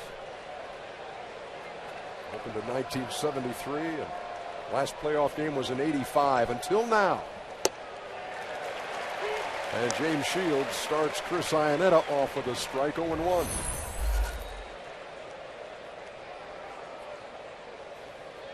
Two runs on 4 hits for the Angels. 2 of those hits left the yard. Iannetta, slow roller to Infante, who throws him out for the first out. Moments ago, we spoke with the Royals pitching coach, Dave Island. Dave, we saw between innings, James Shields and Salvador Perez. Were they just trying to get on the same page, or what was the crux of that conversation they were having? Yeah, just pitch selection, pitch sequences, like you said, getting on the same page. We kind of got away from there for a couple of hitters, but they worked it out, so we're back on where we need to be. Dave, Gore, Dyson. Now Butler, is that part of the track team now? Billy Butler? Well, I guess so. I mean, they say you never see it all in this game. I saw Billy steal a base in the postseason, so you never know what's going to happen from here on out. Stay tuned. Thank you very much, Dave. Strike to Cole Calhoun, who is 0 for 2 against James Shields tonight.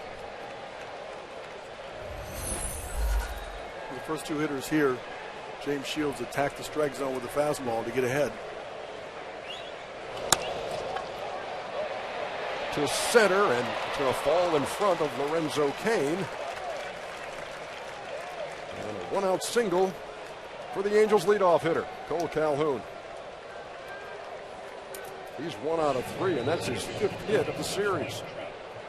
I mean, this team came in hitting 141. You take away Cole Calhoun's production in the first 2 games, he was the only guy with more than a hit. And it brings up Mike Trout. And Jeff Nelson has called time.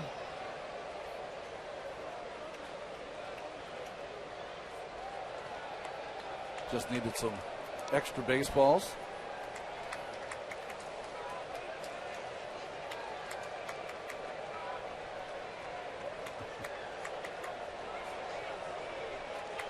High marks for creativity here at the K. Royals lead it 7-2. Mike Trout homered his first time. Into the water fountain. Ooh, that ball almost got away as Shields threw over to first. They call that the water spectacular out there. 322 feet wide, spanning the outfield, and Trout put one in the drink. He grounded out his second time in the third. There's another high throw over. No reason to throw here. Game 7-2. Calhoun's not going anywhere with Trout up. They're looking for the 2-run bomb.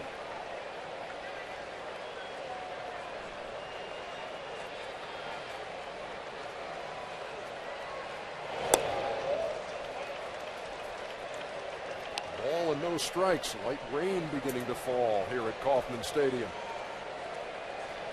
Both Angels home runs today. Pujols and Trout have come on a 1-0 count from Shields.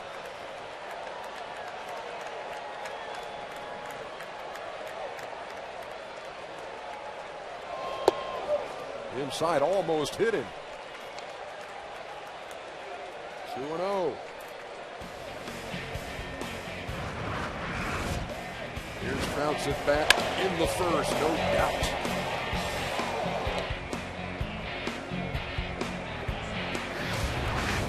Talking to Dave Island about what Perez and Shields were trying to do and get in the rhythm and be on the same page, and we're not seeing it here so far in the 5th. He did retire Iannetta on a grounder, and then Calhoun singled. Pujols up next. It's almost, you have to throw a 2-0 fastball.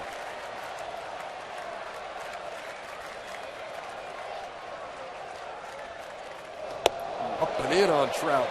Had to spin out of the way. 3-0. And Shields snapped the ball back on the throw from Perez.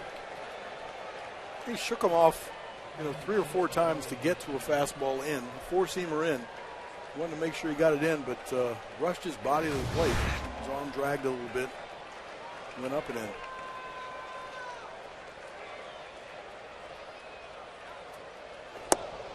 The 3-0 over for a strike. 3-1. Trout with 36 home runs in the regular season, 4th in the American League, and knocked in an AL high 111. The count as such and the score as such, this ought to be a good pitch for him to hit. On the ground, foul past third. So Shields battling back.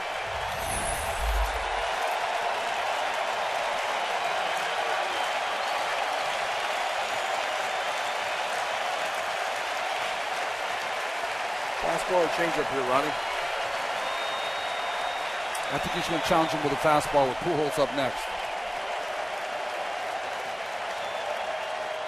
Changeup. Ball 4 to Trout. They're at first and second for Pujols. The reason I don't like that pitch to Trout is Trout has such a great eye at the plate. He's not going to swing at anything in the dirt. That was the time that you had the challenge with the 5-run lead.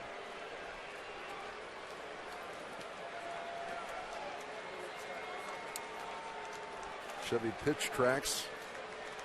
Tonight's arsenal, 70% Swifties. And has thrown the change 24% of the time. It's the most uncomfortable 5-run lead a pitcher can have. No rhythm for Shields. And facing a guy in his career has hit over 400, 411 with runners in scoring position. Swinging at the first pitch.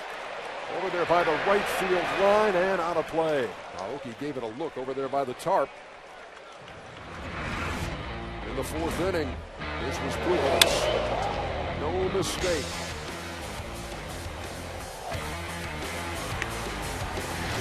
'28 home runs in the regular season.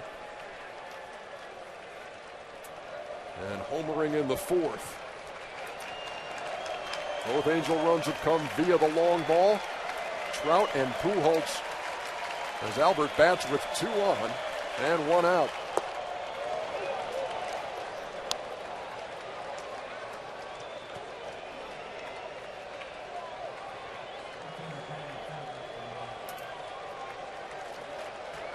Once again, the left-hander Brandon Finnegan is up and throwing in the Kansas City bullpen as Shields works here in the 5th.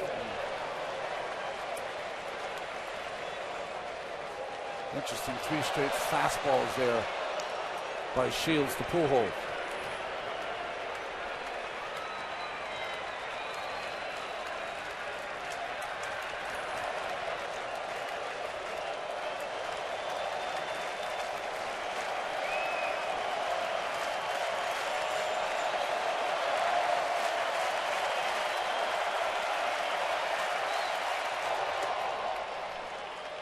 Two balls and 2 strikes with runners in scoring position in this series.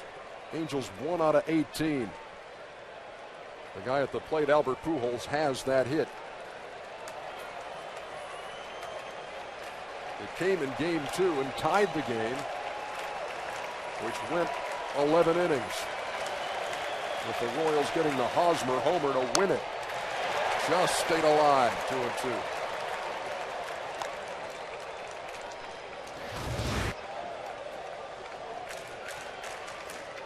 Change up down and in. Albert just gets a little piece of that. Ordinarily, you hit it off your front foot. That got him on the back foot. Right around the shin.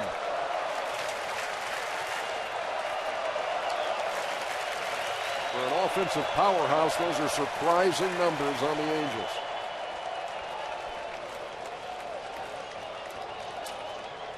It's a little better looking inside move, Ron. On balance. Much more stylish.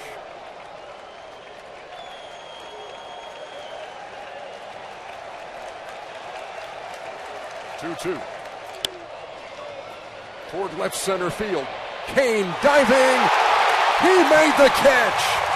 Lorenzo Kane with another sparkling play by the Kansas City defense. Albert Pujols pointing to the bench and to his manager, Mike Scioscia, to maybe challenge that play. He's trying to get an answer.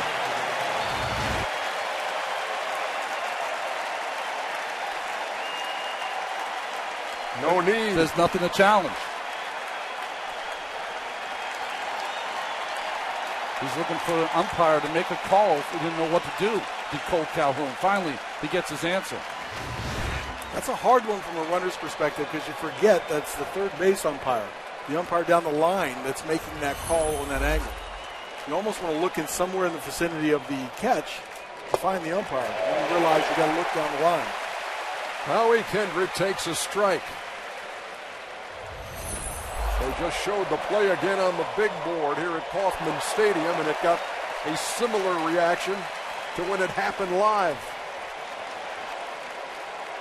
Remember, coming into this game, Kendrick was 14 for 26 off Shields.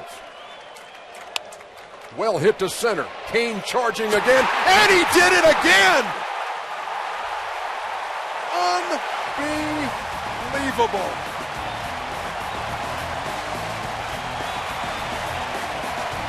They're raising Kane here in Kansas City. It is 7-2.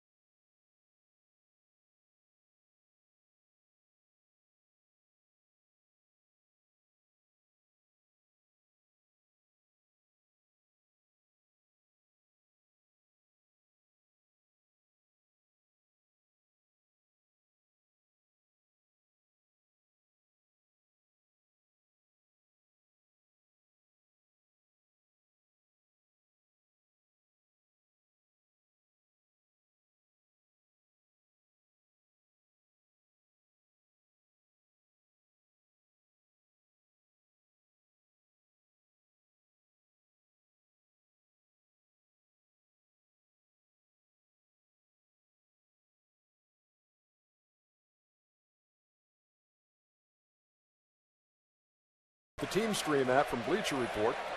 Download the Team Stream for your iPad, iPhone, or Android device today. Bottom half of the fifth inning here in Kansas City. Jason Grilli, pitcher number 6 for Mike Scioscia tonight. This place still buzzing over Lorenzo Cain. We'll show you those plays again in just a second. Billy Butler fouls it back. Ball and a strike. Butler has walked twice and stolen a base. Let me repeat that. Butler has walked twice and stolen a base. It was his first bag since July of 2012. So stolen bases aren't just for the fast guys in there.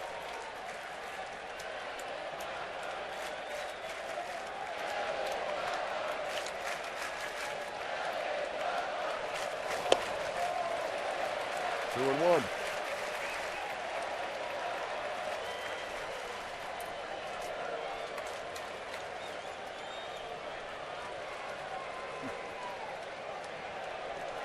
You talk about some leather. You talk about some speed on that team and guys who can flash those gloves. Man, oh my. Missed inside the Butler, 3-1. I came into this series talking on the open our first game about the center fielder for the Angels, Mike Trout. We're going to end up talking about the center field play of the Kansas City Royals, Kane and Dyson. Yeah, whether it's Kane or Dyson with the throw in game 2. And you can see plays. You might see a guy make 2 great plays in a game, but on back-to-back hitters, that ball's hit to right center field. Pretty well hit. But at the track, it's Cole Calhoun. 1 down. So here's Kane with Pujols first. And then off of Kendrick to end the inning. I mean, just moments apart, sensational plays by the same guy. Yeah, Pujols had a great at-bat, fought that one off to center field. He tracked it down and made the play. The second one, what a great read, a low-line drive that he just comes in with all the confidence in the world and catches it. Fantastic plays. Making a happy man out of James Shields, that's for sure. Kept the game at 7-2. Here's Alex Gordon. Back to the first inning. Cleared the bases with a double off the wall.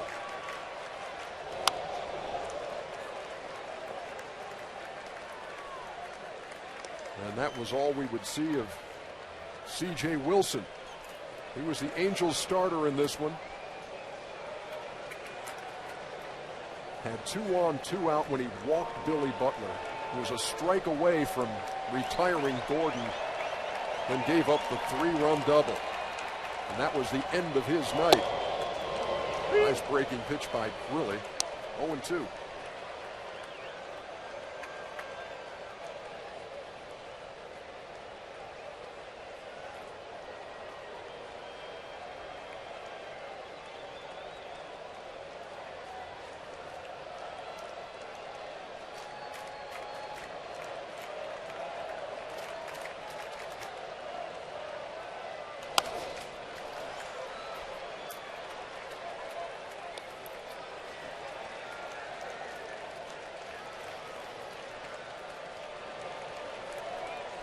Hosmer, a 2-run homer in the third.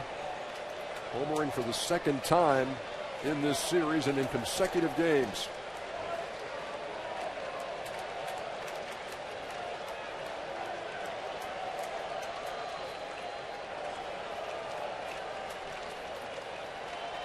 Another 0-2 from Grilly to Gordon, and he got him looking for the second out. Let us check in with Matt Weiner. Matty. Yeah, EJ, Salvador Perez now up for the Kansas City Royals. Remember back in game 2, there was a scary moment for Kansas City when Josh Hamilton's backswing struck Perez on the helmet and the side of the head. I spoke to him today. He said he awoke with a headache yesterday, but otherwise he is fine. You may recall baseball, like a lot of sports, has a concussion protocol they have to follow. They did not follow it in this case because it was determined on the field that there was no concussion. Perez is okay, but he made a point to note the size of Hamilton's bat. It's a 35-inch bat that Hamilton uses. We both agree that next time he gets in the way of a backswing, he should probably choose a smaller angel. Thank you very much, Matt.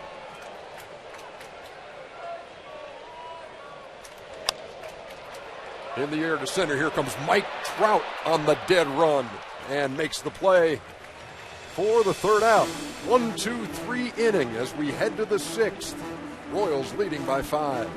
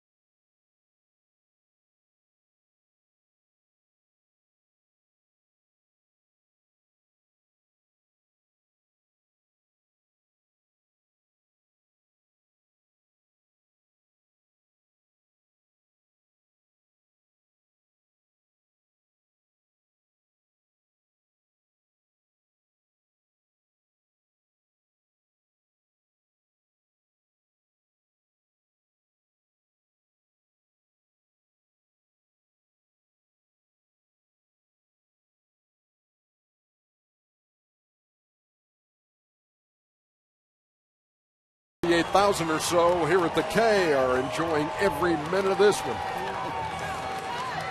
The Royals trying to punch their ticket to the American League Championship Series to face the Baltimore Orioles. Orioles dispatching the Tigers in a sweep today in Detroit.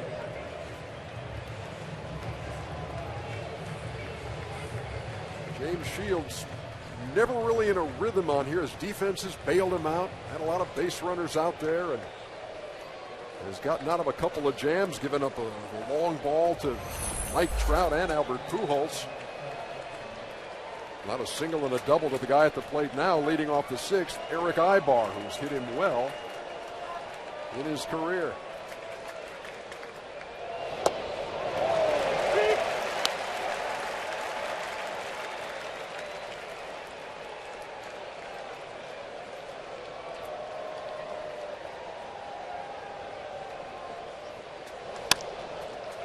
And Ibar is 3 for 3.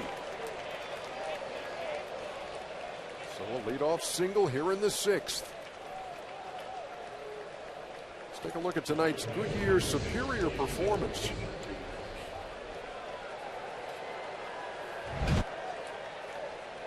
Catch that Giants game?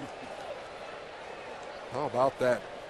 Playing well into the night. Brandon Belt delivered the game winner, but how about Yusmeiro Petit? As one of our associate directors, Steve Timlin, said, he had a quality start out of the bullpen. He went 6 innings out of the pen and baffled the Washington Nationals.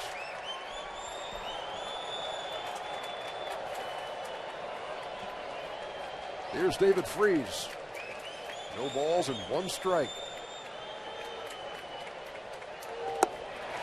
That in full, 0-2.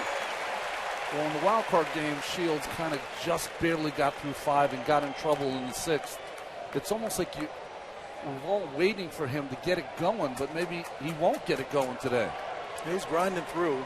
He's introduced his curveball the last couple of innings. A lot of shaking off. Not in sync like they normally are. Reached out and tapped it foul. And a smooth play made by the always smooth fielding Gary DiSarcina down there in the third base coach's box. He could pick him at short for the Angels for a dozen years.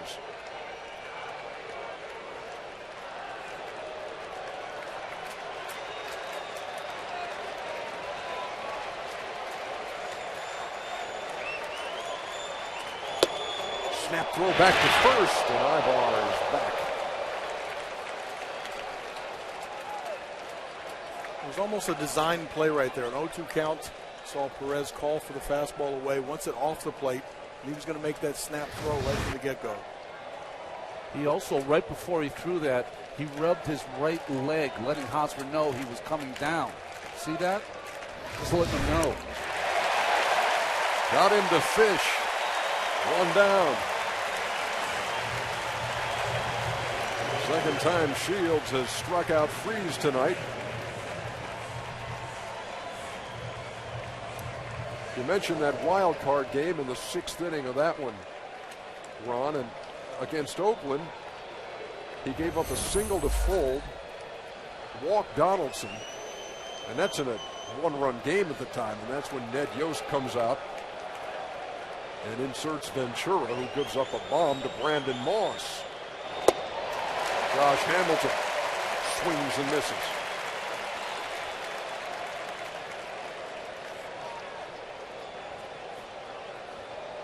There is Ventura, who showed no ill effects from that rough spot on the wild card game. He was lights out the other night in game 2. Such an easy 101 mile an hour.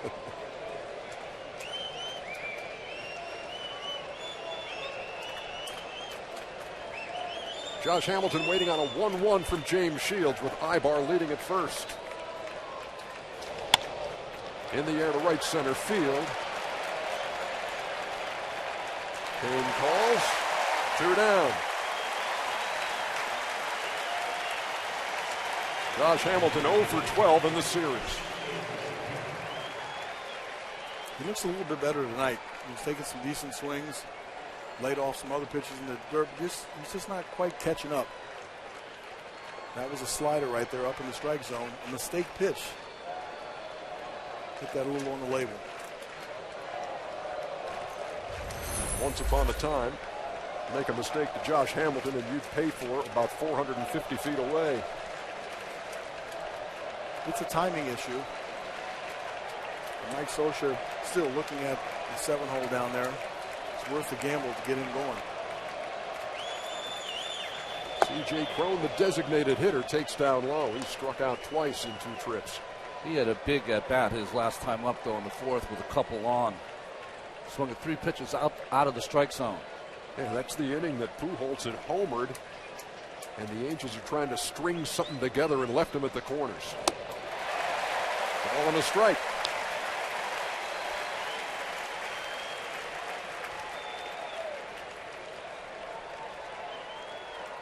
Those 2 have homered tonight, accounting for both of the Angels' runs.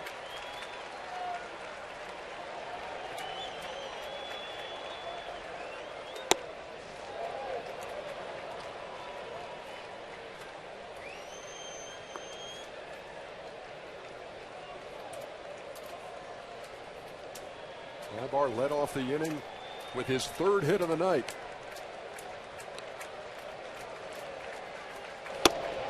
Angels haven't moved him yet. That's outside. 3-1.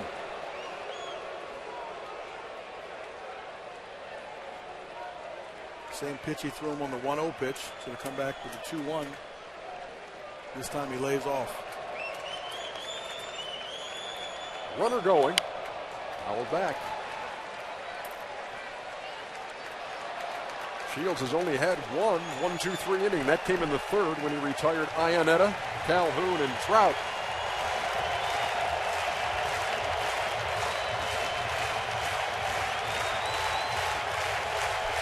About to deliver his 100th pitch.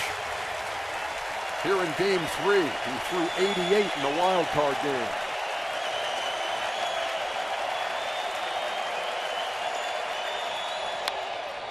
Again, Cron fouls it off. Have an interesting choice if the Royals are able to hold on tonight.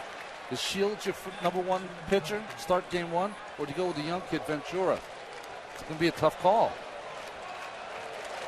The ALCS beginning Friday in Baltimore.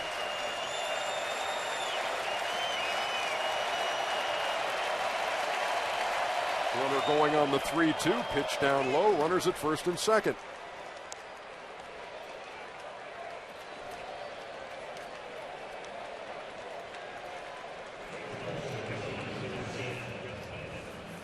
Took the chance on that 3-2 changeup again. Got to get closer to the strike zone to get a swing. Well, Dave Island out there to have a word with Shields as Brandon Finnegan continues. He's well loosened up by now. He's been up a few times. You're probably saying to yourself, why would Shields make that choice, a 3-2 changeup? Well, at bat before, Cron went out of the strike zone 3 times, so he thought he'd be able to get him to swing at that pitch. We got a guy at the plate now, Iannetta, who's homered in this series. Angels down 5. And that's normally his go-to pitch. He can throw that over anytime he wants. Sometimes he can't find the feel on a breaking ball. It takes him a little while to find that, and maybe control with the fastball. But normally he has that changeup. We saw the runners, Ibar and Cron. Big cut, 0-1 to Iannetta.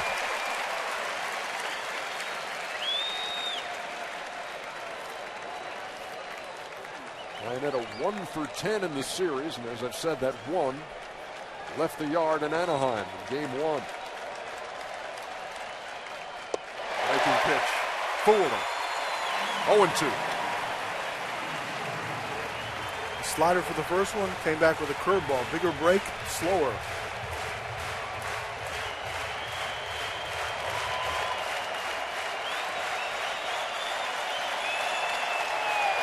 Time is called by Jeff Nelson.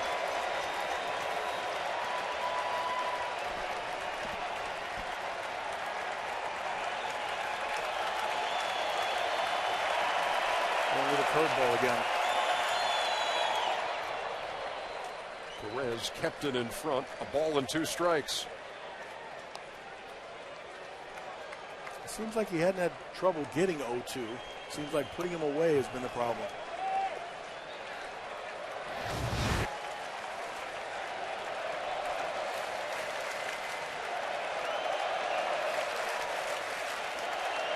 In the last 2 seasons, Salvador Perez has caught more innings than anyone in baseball. These catchers get banged up this time of year. We saw the little wince there, and there is strike 3 to Iannetta. James Shields pumped up.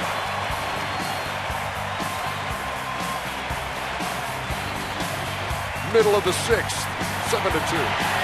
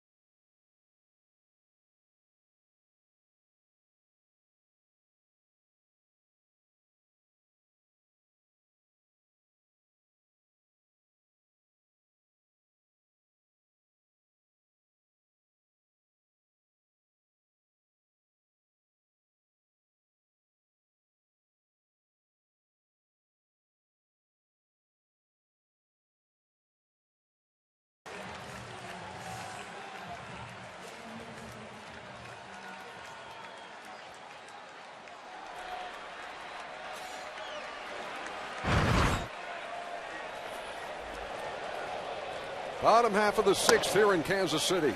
7th Angel pitcher is on, Kevin Jepson. If we gave you no other details on the game but that as you join us, you would be able to tell that it's been Kansas City's night to this point. 7th pitcher in the 6th inning. 2 balls and no strikes to Omar Infante. You see Jepson's numbers during the season. He's been very durable for this Angels staff, but he gave up the home run to Hosmer in Game 2.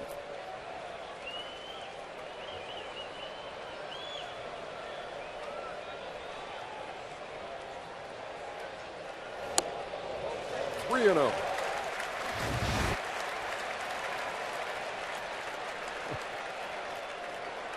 Six innings in the books for James Shields. He's telling Lorenzo Cain, car, dinner, house, whatever you need. I got it. Cain says, how about D? All of the above.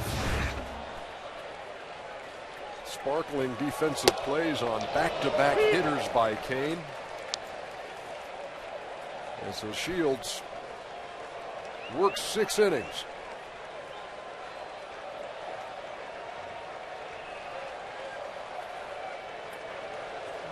Infante 0 for 10 in the series. 3 balls and 2 strikes. It's almost like the trainer's working on Lorenzo Cain there, like he's suffering from headaches or something. We're jarring in the shoulder and the neck from those dives. Yep. That's the trainer, Nick Kenny.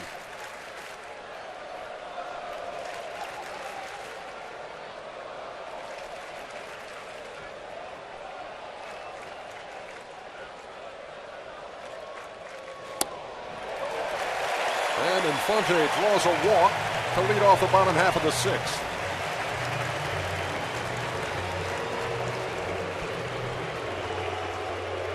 Time for Records and Milestones, presented by Jim Beam.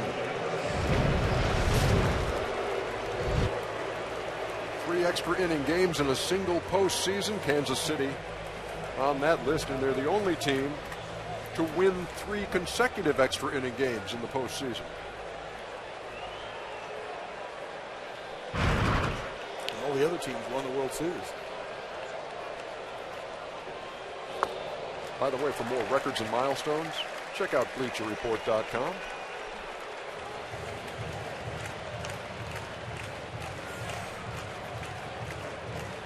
Chris Iannetta, Kevin Jepsen.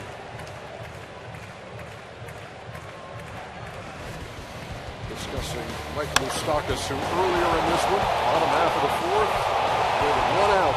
Went deep again, second time in this series.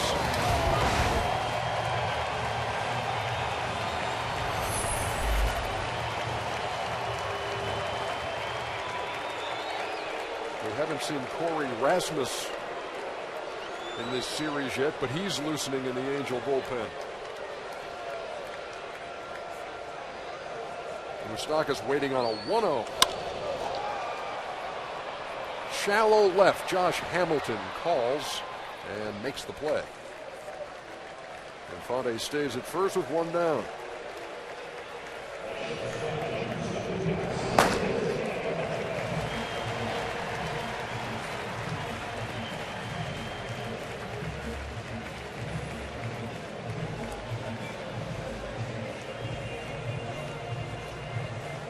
Albert Pujols, Angels first baseman, future Hall of Famer, and here in Kansas City. Played high school ball and junior college ball, and the legend grew from there.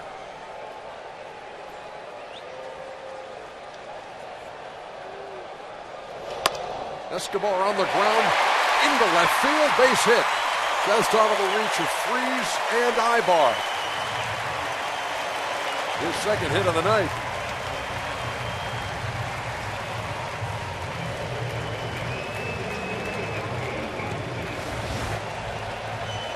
Looks like a first pitch fastball, trying to get in on him. Pulls his hands in. It's a hard ground ball right in the right spot. What's interesting is that because of the threat of his speed, Freese has to play even with the bag almost in. That's why that ball got by him. And they will do it even with a lead of 7-2. So it's much easier to pass as the third baseman, in this case, David. There's Nori Aoki, who came into this game 1 for 13 in the Royals' 3 postseason games this week, but he's gotten a couple of hits and a walk and scored twice in this one.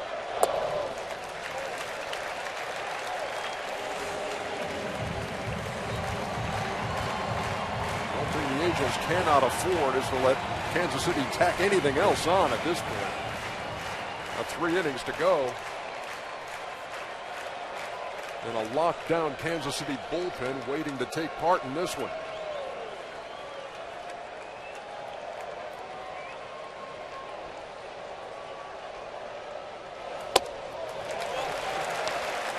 Upstairs 2-0. And again, Iannetta with words for Jepsen. Jepsen's one of their more veteran pitchers. It's interesting that Iannetta has to go out and talk to him, but he's been behind every hitter.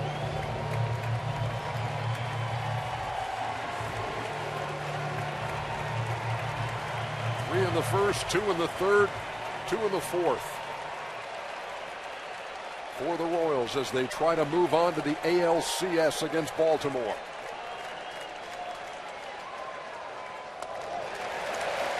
Three and up to the Kansas City right fielder.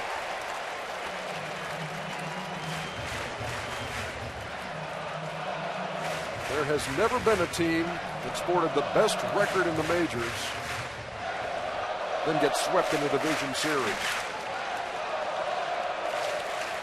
The Angels are on the brink.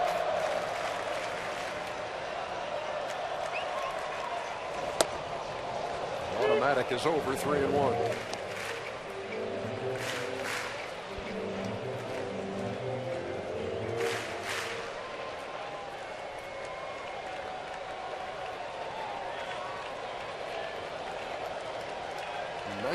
Wins, 64 losses.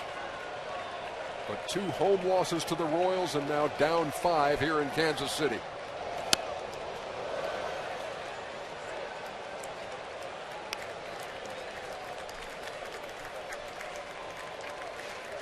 Do you start the runners here, Ron? Well, I open you up. Yes, I would. Lots of speed. Good contact hitter to play.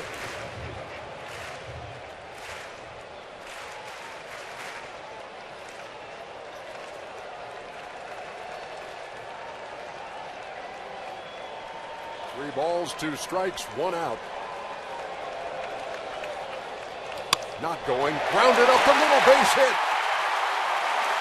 Infante around third. He'll score. They throw behind Escobar, but he's back in. And it's 8-2 Kansas City.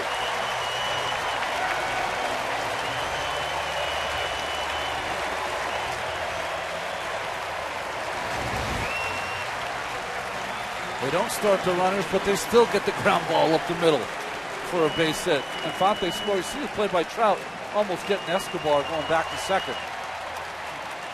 Escobar was looking to see which direction Trout would throw the ball. If he threw it to home, he was going to keep going.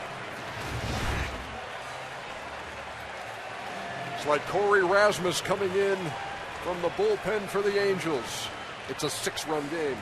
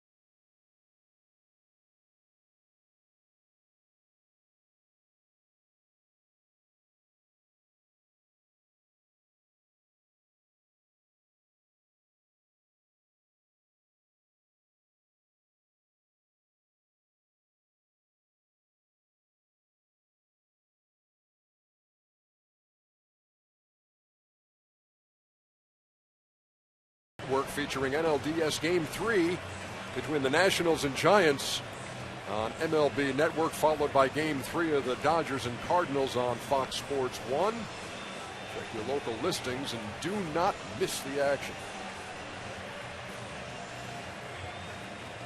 Corey Rasmus, the 8th pitcher. See his numbers from this season. Was traded last year when Atlanta was making their run. They needed a left-hander in their bullpen. They've got Scott Downs. Rasmus came to the Angels. Gerard Dyson with the need for speed. Pinch running for Aoki, who singled for the third time tonight.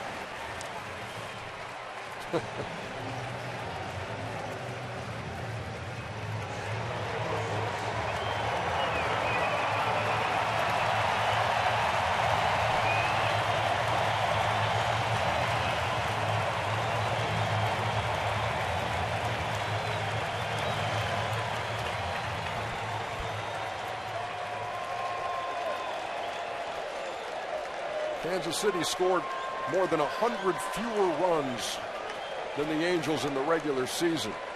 They've scored 8 tonight. The Angels have scored 5 in the series, which is what they average per game. 5 in 28 innings.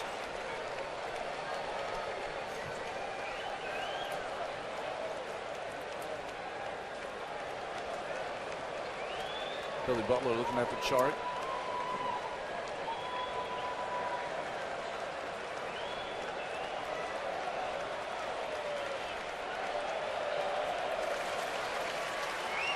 Escobar at second.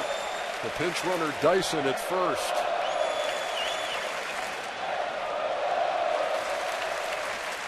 Lorenzo Cain waiting on a 1-0 from Corey Rasmus.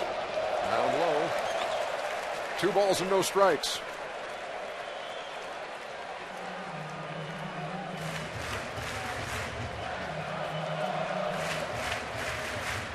Mike Scioscia looking for answers coming into Game 3. Hasn't found any. The Angels don't come back since their World Series win in 2002. Since then, they'll be 10-22 under Scioscia in the postseason.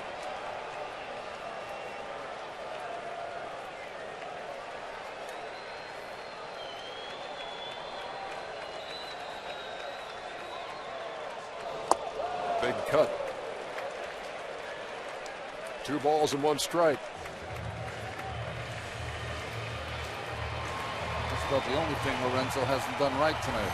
Swinging at that 2-0 pitch in the dirt.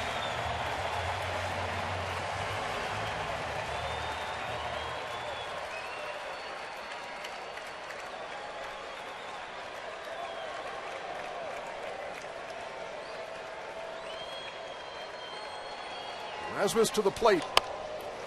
Tap towards second. There's 1. That's all they'll get. Runners at first and third.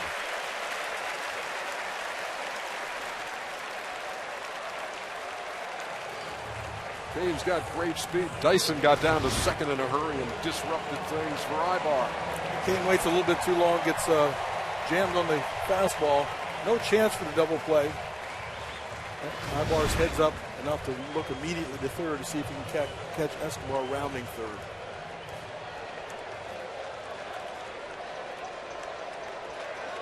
And here's Eric Hosmer. His 2-run shot in Game 2 in the 11th inning was the big blow and another extra inning win for the Royals. He did it again in the third here in Game 3. Matt, what you got? Well, AJ, you may recall I was able to present Eric Hosmer with that home run ball after the Game 2 win. I asked him today, what's become of that baseball? He said the Royals are mounting it on a plaque for him, and as for where it'll wind up, he says he's going to give it to his folks. It was a moment, obviously, he will never forget. Kansas City baseball fans will never forget. Ball and a strike. So he's homered and he's struck out twice in this one. Escobar, the runner, at third. Cain at first.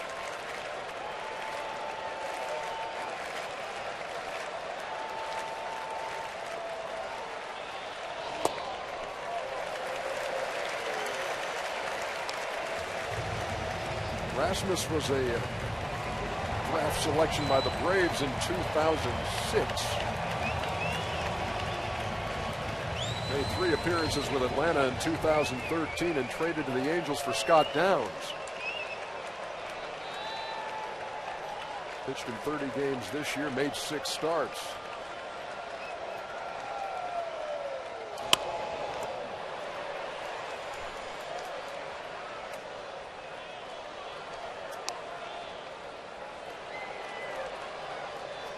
got a good live fastball. 95 miles an hour. Change up around 86. He's thrown it interchangeably in different counts. Mike Scioscia's troops have 9 outs left. They're 6 runs down.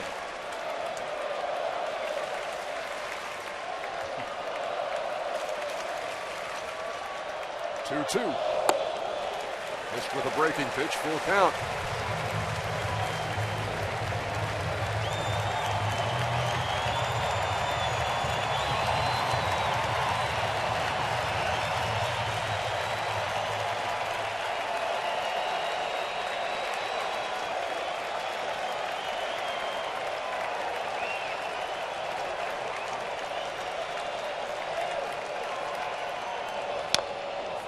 Hosmer stays alive. 3 balls, 2 strikes. Kane, who was on the move on the 3-2 pitch, retreats to first. You get a 3-2 change up with your Hosmer, and you foul off. So you're thinking, okay, 95 or 85. Which one do I sit on? Yeah, Rasmus hasn't been able to get his curveball over. So it's either fastball or change up here. He calls for a curveball, shakes to a change. Kane can again get a running start at first. There he goes. Here's the pitch. It's low and the bases are loaded.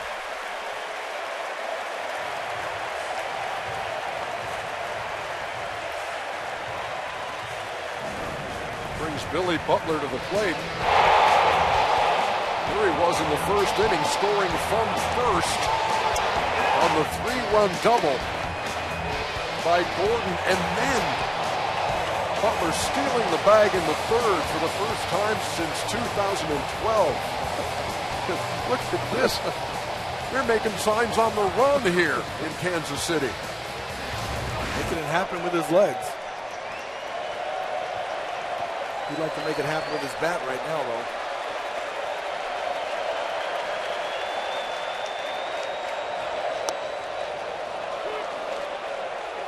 Well, 0-1 on the strike called.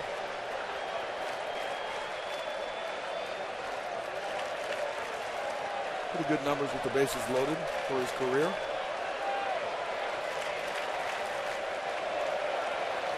It was a 9-home run, 66 RBI regular season for Butler. And he's behind 0-2.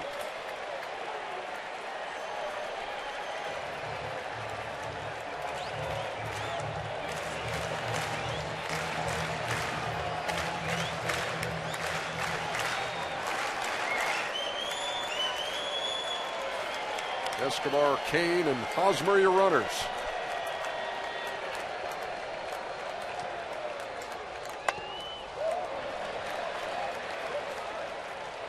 Three straight sliders there from Rasmus to Butler.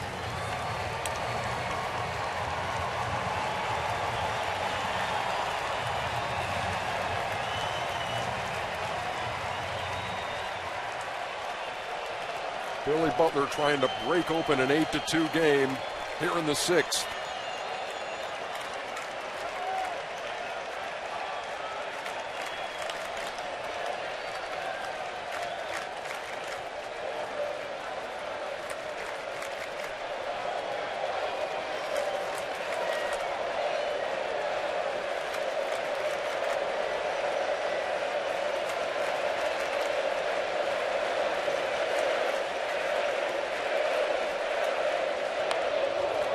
Pretty good cut. 0-2. The pitch to get him out here would be the fastball in. Looked like a guy in there that wanted the fastball in. Shaking off to a slider. The crowd with a chant of Billy, Kansas City version of Rudy, I guess it sounded like.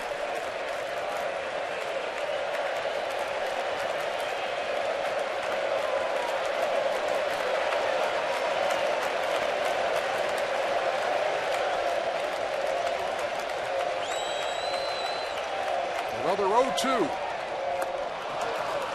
Got him with a breaking pitch, and the Royals leave the bases loaded, but they do add another run here in the 6th. We move to the 7th.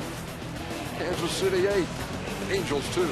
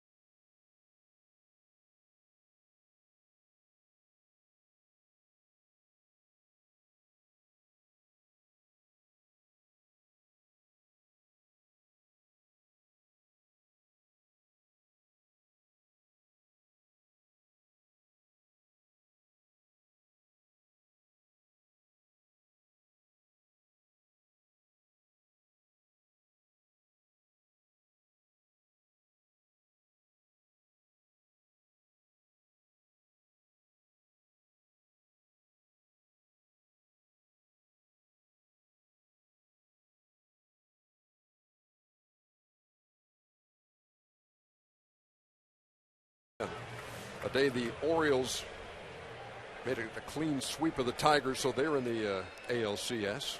Kansas City trying to join them. Gerard Dyson, the new center fielder. Lorenzo Cain moves from center to right.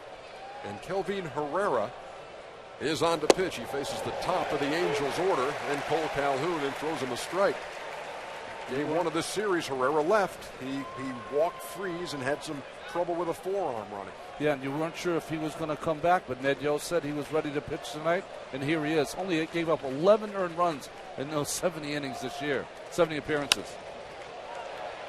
Popped him up over by the Angels dugout. Not a play. And here was that sequence the other night.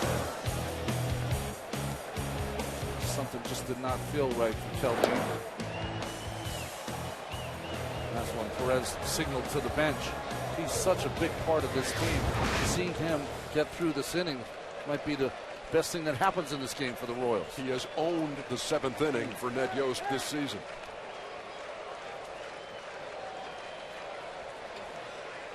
So James Shields battles his way through 6 innings in this one. Gives up 6 hits, couple of home runs, walked 2, struck out 6. And there is a strike 3 called to Cole Calhoun.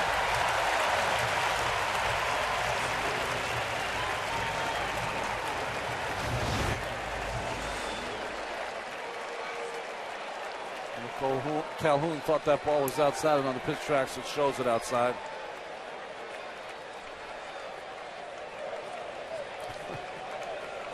At 101, so getting out with his arms not feeling good.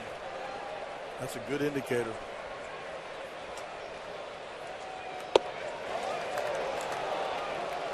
Ball to Mike Trout. Jump-started the Angel offense with a solo home run in the first, giving the Angels their first lead of the series, but it didn't last long, as KC responded with 3 in their half and chased C.J. Wilson, the Angel starter. When you talk about Herrera, those 3 guys out of that bullpen, Herrera, Davis, and Holland, have appeared in games 25 times this year. 21 of them, they did not give up a run. He has not given up a home run all season long. Not since last summer. 1-1. Sounded like he broke his back. A little looper to second. 2 up, 2 down here in the 7th.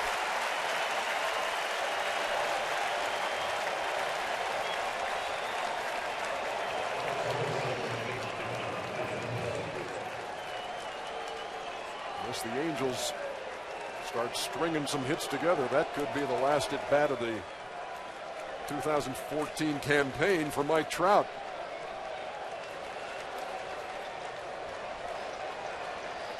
Who we expect will be named the American League MVP. It's been a great regular season. It's been a less than memorable postseason debut for Trout.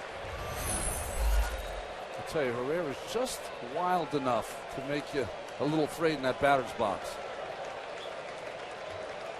You pretty much know what you're getting. 92% fastballs. That one at 98. The only problem, it's up there around 98 to 102.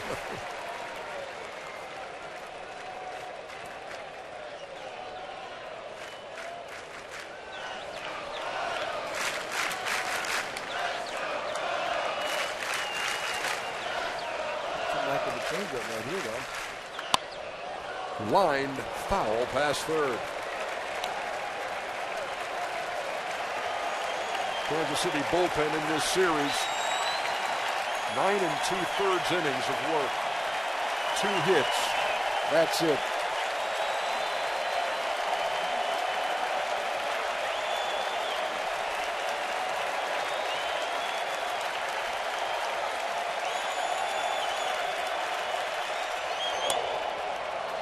Hangs in there and then steps a little gingerly around the plate. Thing about Herrera, in last season, his first 34 appearances, about 33 innings or so, he gave up 9 home runs. Don't know what to make of that. Were they all on changeups around 90?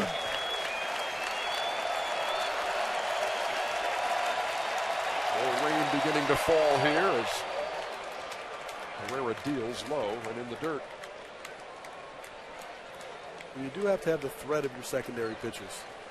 And his changeup is hard at 90 miles an hour, but it's still 10 miles an hour different from his fastball. And as you can see, he's got a pretty good breaking ball when he uses it.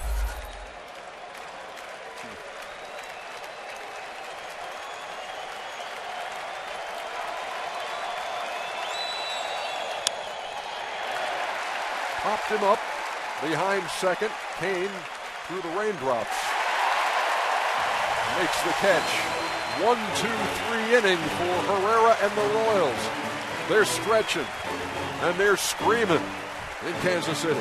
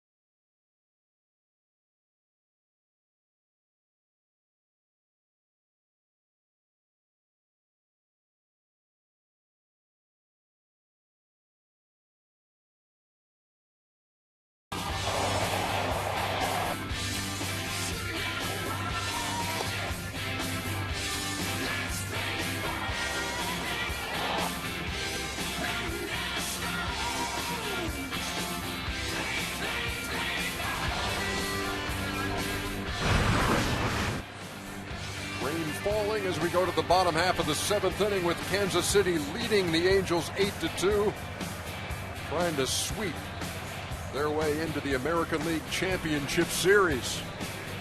Ernie Johnson, Cal Ripken, Ron Darling back at you. And if you had to boil it down, what's this game all about, Ron? Well, for me, when I look at it, it's the two successive catches by Lorenzo Cain in center field. It looked like the Angels were going to get back in this game.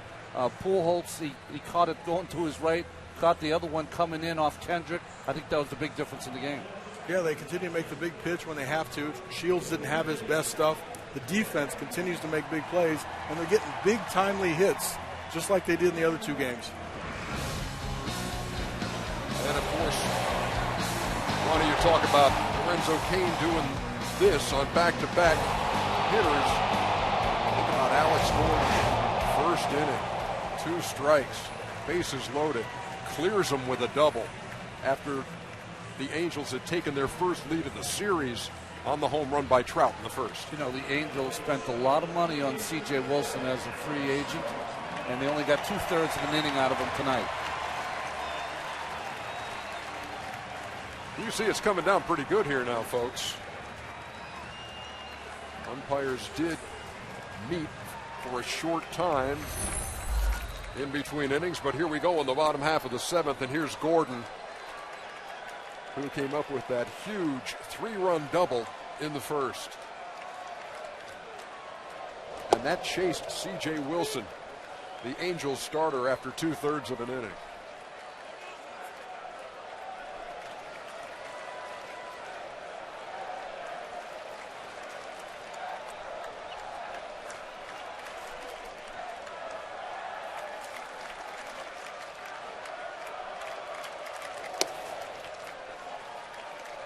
Ball and a strike.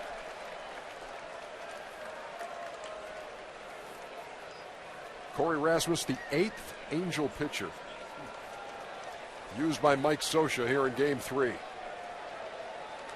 I'm impressed with him. He's got 4 good pitches: fastball, curve, slider, and change. That hit his bat.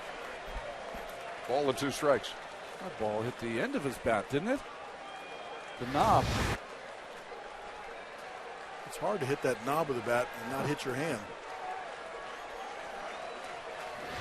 No signs of it hitting his hand, though.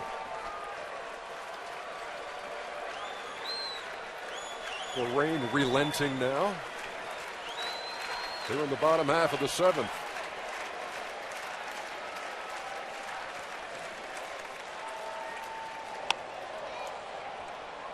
In the air behind second. Who wants it? Howie Kendrick does. 1 down.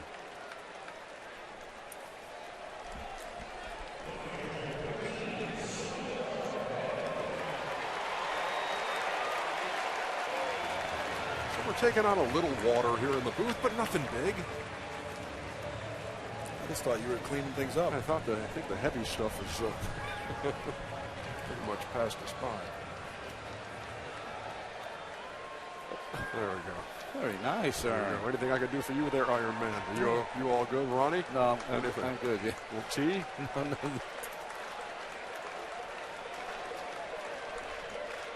Here's Salvador Perez.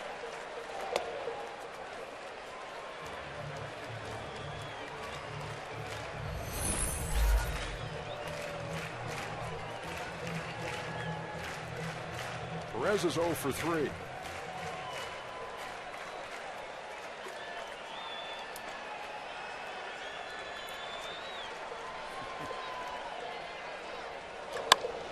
There's a bullet foul. Everybody look out down there.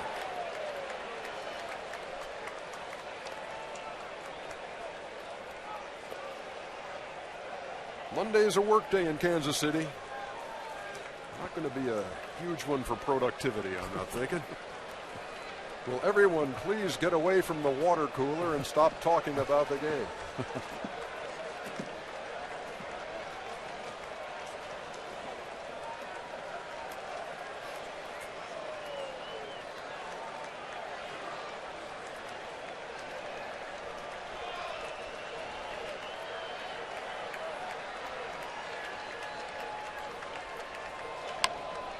Another pop-up. And David Freese is called off at the last moment by Ibar for the second out. You know, Ernie, you were talking about things that have made this series kind of special. I think one thing, too, Eric Hosmer and Mike Moustakas were supposed to be the cornerstones of this organization moving forward. They're going to be the 2 great stars with Alex Gordon and the Billy Butlers. They were going to get them into postseason play. And they played better in the postseason than maybe they did during the regular season. Yeah, Moustakas, a .212 hitter in the regular season. He's on deck. Infante is up there. Walked his last time, still looking for his first hit in this series. He's 0 for 10. And Hosmer was hit by a pitch earlier this year, missed some time as Billy Butler took over at first while he recouped. I guess I didn't dry everything off here on that.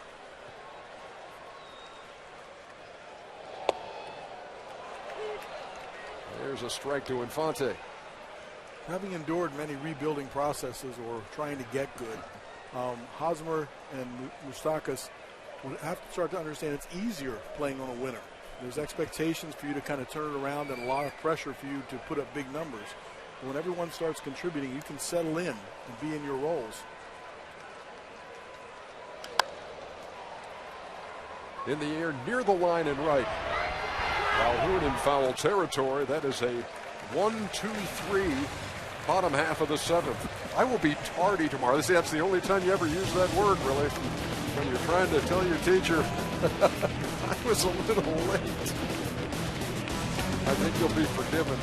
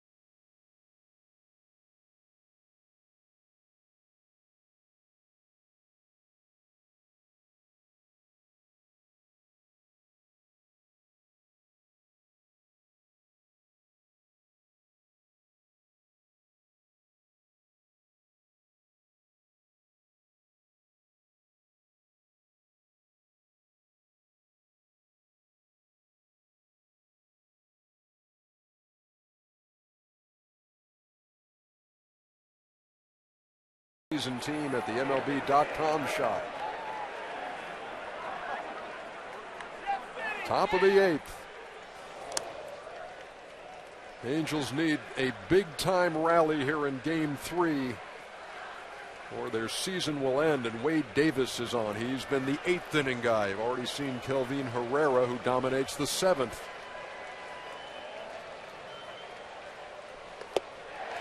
Can make the argument that this year Davis was the best eighth inning guy in the game. Another pitcher, Royals pitcher out of that bullpen that did not give up a home run this year. Cleanup hitter Howie Kendrick leading it off here in the eighth. He's 0 for 3 and just 1 for 12 in the series.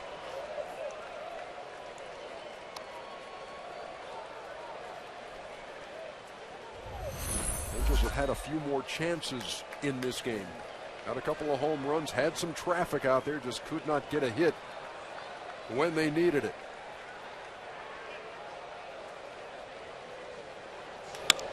That's well hit by Kendrick to the gap in right center field, and it's going to roll to the wall. Kane got a glove on it. And Kendrick standing at second with a leadoff double here in the eighth.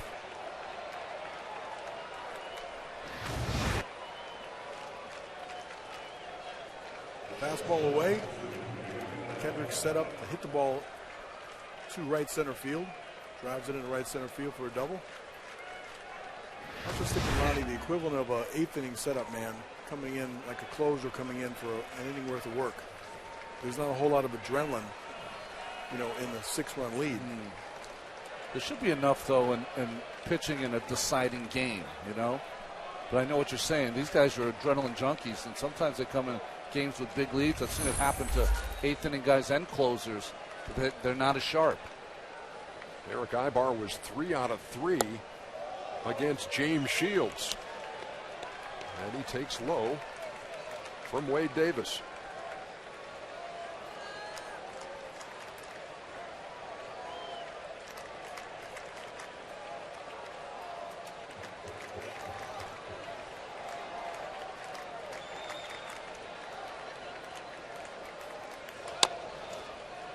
Tapper. Davis has to get over there, and it's late. Ibar beats it out. They're at first and third with nobody out here in the 8th.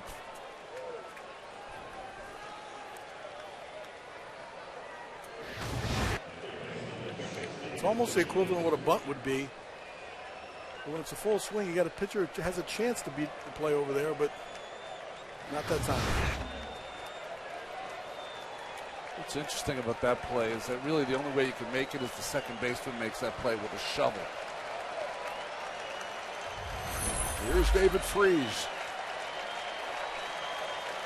Struck out twice, hit by a pitch in the 4th.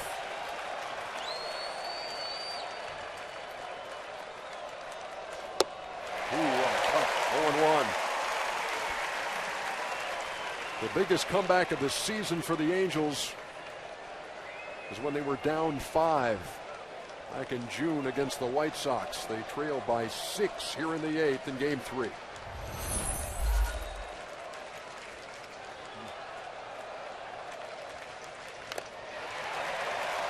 Davis is ahead 0-2.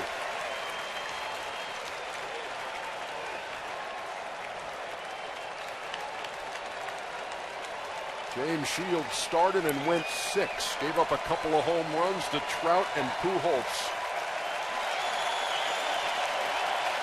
Herrera came on for a 1-2-3 7th. And the first 2 hitters have gotten on here in the 8th against Davis. Freese behind 0-2.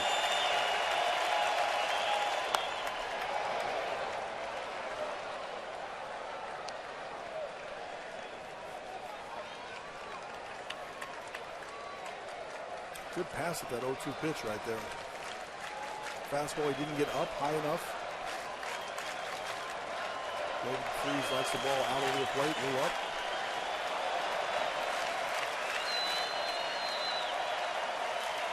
We await another 0-2, and off the end of the bat, Freese stayed alive. Almost took that out of Perez's mitt. It's not a count you want to be in when you got Wade Davis on the mound.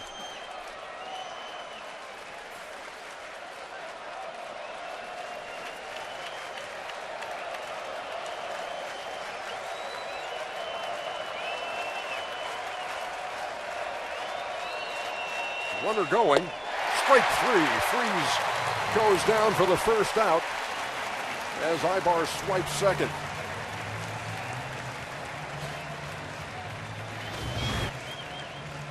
Well, just the fastball that he throws right by Freese. And Ibar has been around long enough. He could tell that Davis wasn't paying any attention to him at first base.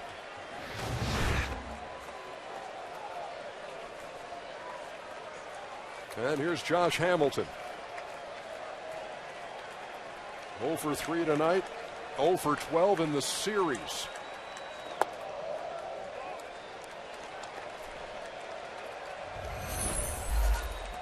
Last year, in his first year with the club,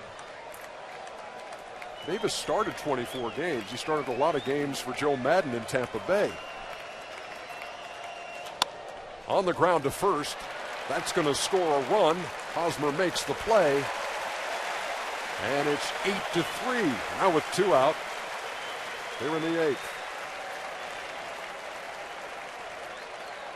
But what Davis brought over here and what James Shields brought over here, postseason experience and coming from a winner that they had in Tampa Bay. And I think for Davis, he always wanted to be a starter in Tampa Bay. They put him in the bullpen. Once he came over here, it was like he was happier being in the bullpen because that's been a better role for him than it was as a starter. You can't underestimate when you do build a winner, adding certain pieces to the pie that have already understood what winning's about. And changes the attitude, changes the hope inside the clubhouse. Shields and Davis have both done that. A run in here in the 8th, cutting the deficit to 5 for the Angels as C.J. Cron, the DH, fouls it back.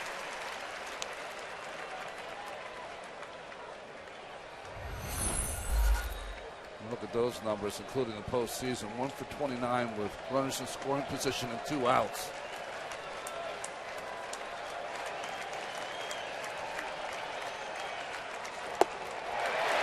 A ball and 2 strikes.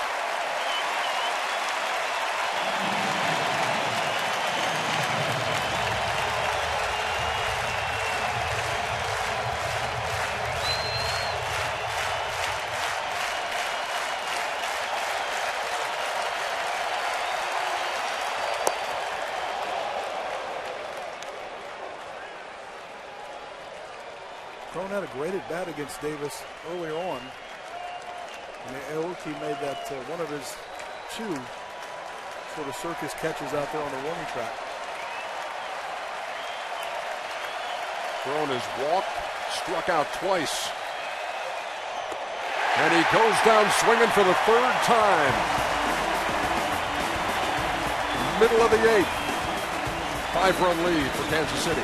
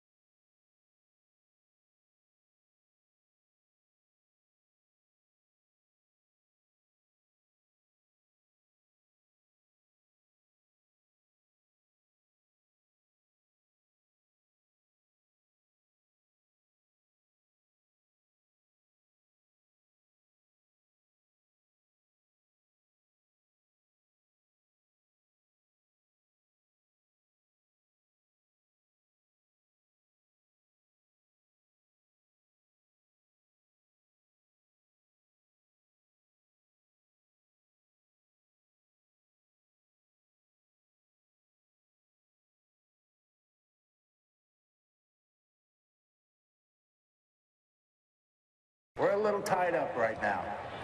This is my honor and my privilege to say, Drivers, start your engines. NASCAR race in Kansas City, Kansas today, not far from here in Kansas City, Missouri. And the honor of starting that race given to Ned Yost, the Royals manager, is a big fan of that sport.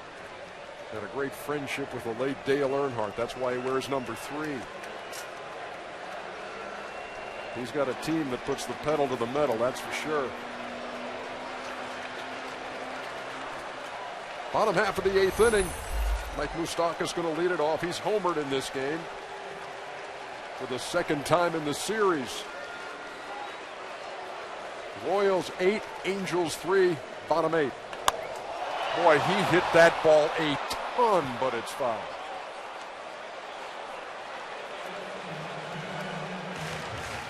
You think Mike Moustakas is a low ball hitter, Cal? I mean, he loves the ball down. I was just thinking it's great to get hot in the playoffs. You want to be feeling really good. And he looks really comfortable right now. Right into the shift as Ibar was playing on that side. 1 down.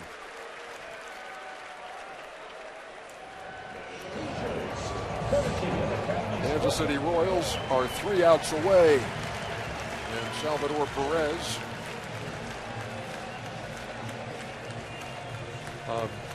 feeling loose. I think a 5-run lead helps you feel a little loose, too. Top of the order now, and Alcides Escobar. We're watching that Ned Yost tell the NASCAR drivers to start their engines. Maybe Alex Gordon heard that, too, because he really started the Royals' engines, didn't he, in the 1st inning? Cleared the bases, which were loaded, with a double off the wall.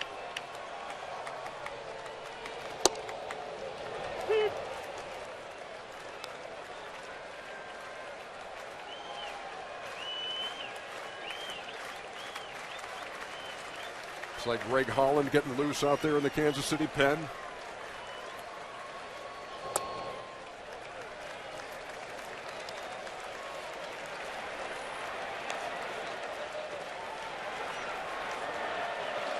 A writer for the Kansas City Star, Blair Kirchhoff, wrote a nice column today. When you look at a team and think, hey, maybe the planets are aligning for a team.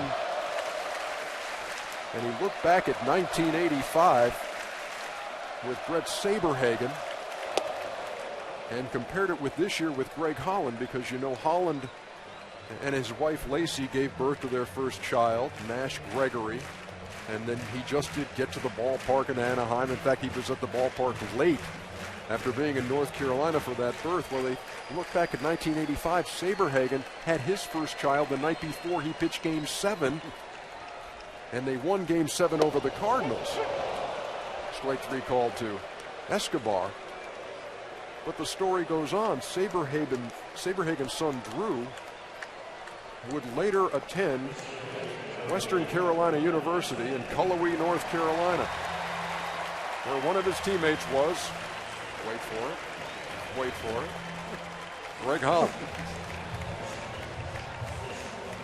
There are just some of those things that make you think the stars are in alignment.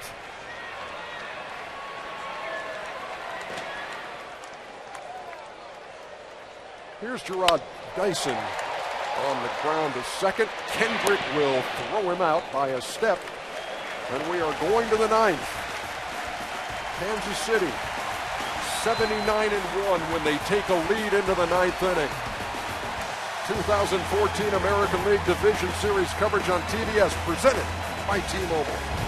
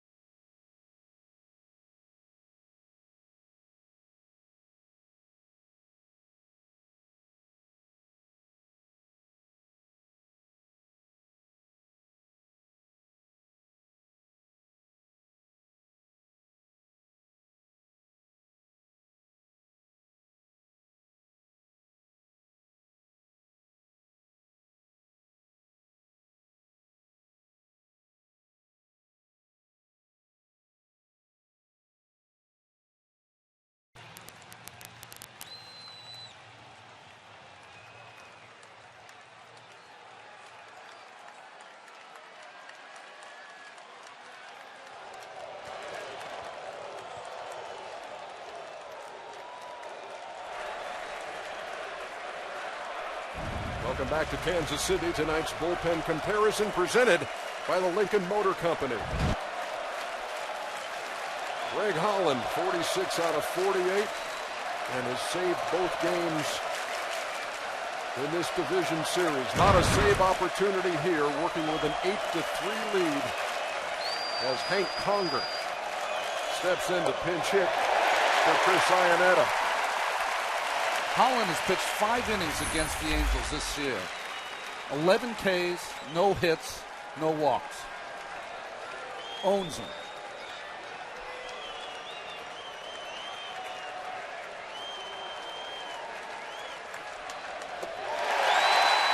Two.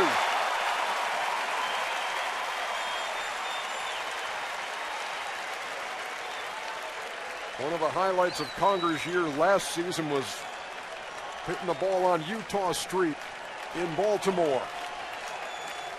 Does not look like the Angels will be making a trip there for the ALCS.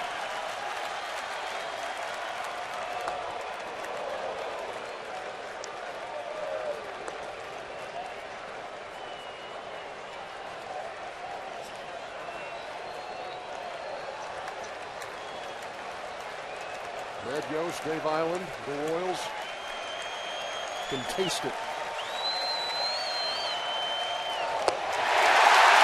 2 outs away.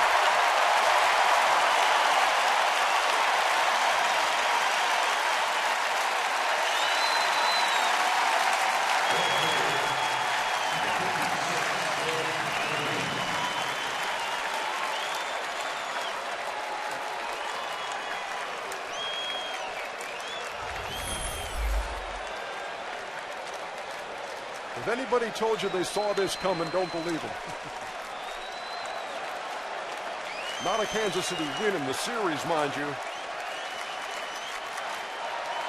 But being on the brink of a 3-game sweep of the team with the best record in baseball. Here's Calhoun.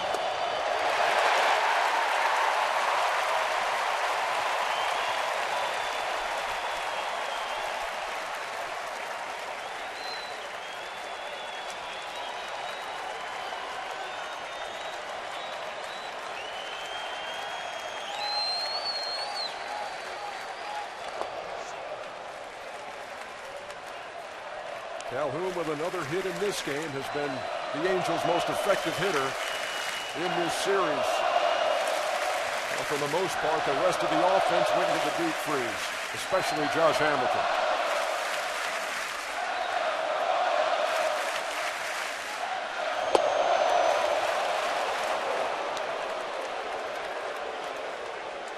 Well, they've made it look pretty easy in this series, but remember, they were down twice against the Oakland A's in that wild card game in the 9th inning and the 12th. They were down 7-3 in the 8th with John Lester on the mound against them.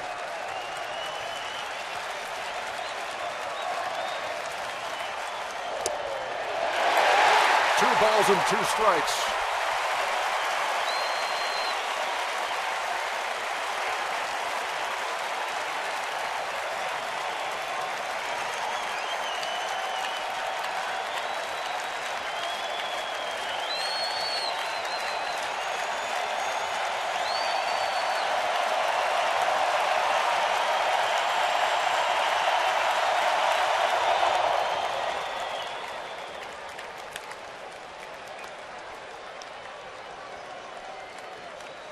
Hosmer, huge home run in game 2. Went deep again in game 3.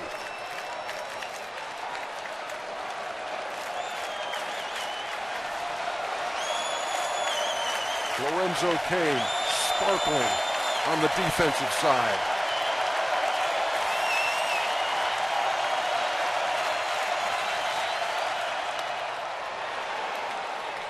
Hey, look, Calhoun's a tough hitter.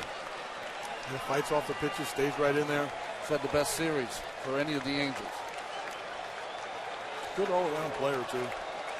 C.J. Wilson, a strike away from getting out of the first unscathed.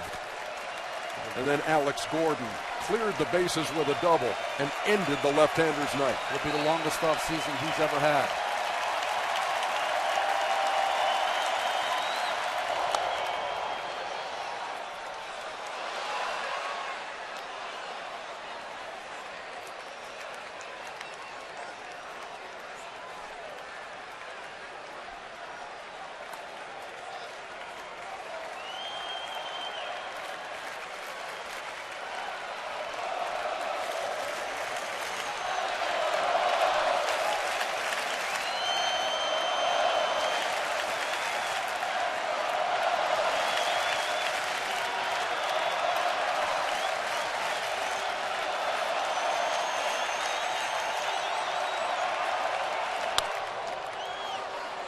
the middle. Look at Infante with the bare hand.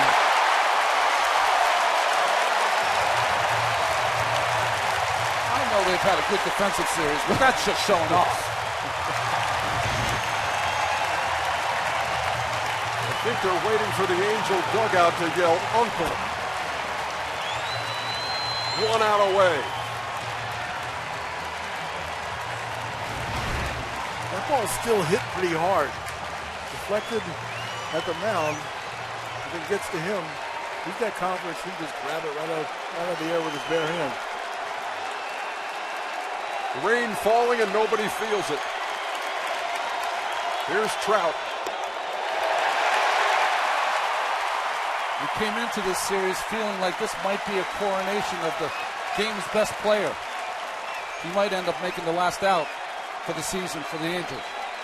He struck out to end game 2. He's behind 0-2 here in game 3. He did homer his first trip tonight, but he's just 1 for 11 in the series, and George Brett is ready to celebrate along with 38,000 here at the K.